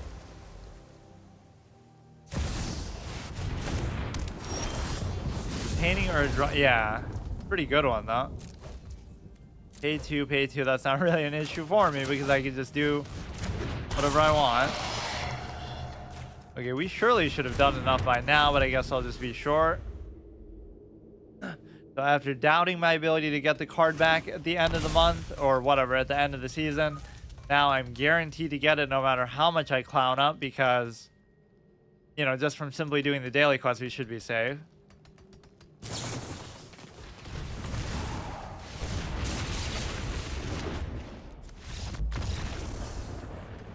I'm assuming that should be enough. I don't know how it couldn't be. We almost got to platinum too in the process of doing that, which I guess isn't a surprise because we obviously winning 15 games is no small achievement. Valdrain 34. I can't believe we made it that far. So it did some sort of weird thing between the episodes where like I was at like rank 22, 23 and I was despairing like, oh, I'll never get to 35. And then I log in and I'm at like rank 29. So it just gave me a whole bunch for something. It seems like the end of the month reward, but it also didn't reset my rank, I don't feel like. So, yeah, that's fine. And then once the next season does start, which will be like the week after next, then I'm able to, you know, if I wanted to get this now, how would I do it? Nothing's going to give me experience, right? Even winning games might not give me much. This is where it does really throttle you pretty hard, just like forces you to play in an addictive sense to, wait, 123? Oh, is that like a weekly thing? So only once a week you can get the... Oh, I thought that was a daily thing. So you have to wait 123 hours to do those again. Weekly win rewards. Holy shit. That's so unfair that they do stuff like that. Like, what if you're a kind of person who... Or like even daily quests are so unfair. What if you're the kind of person who plays the game only once a week, but you play it a lot that day? You'll play like 12 hours straight, but you'll still fall behind other people in terms of progress, assuming it matters, that you can't do the daily quest because they just do it in such a contrived way to try to force you to get addicted to the game and keep playing and stuff like that. We do have a mythic wild card. 11 more packs until your next rare wild card. I do like how that's kind of on a fixed rotation too.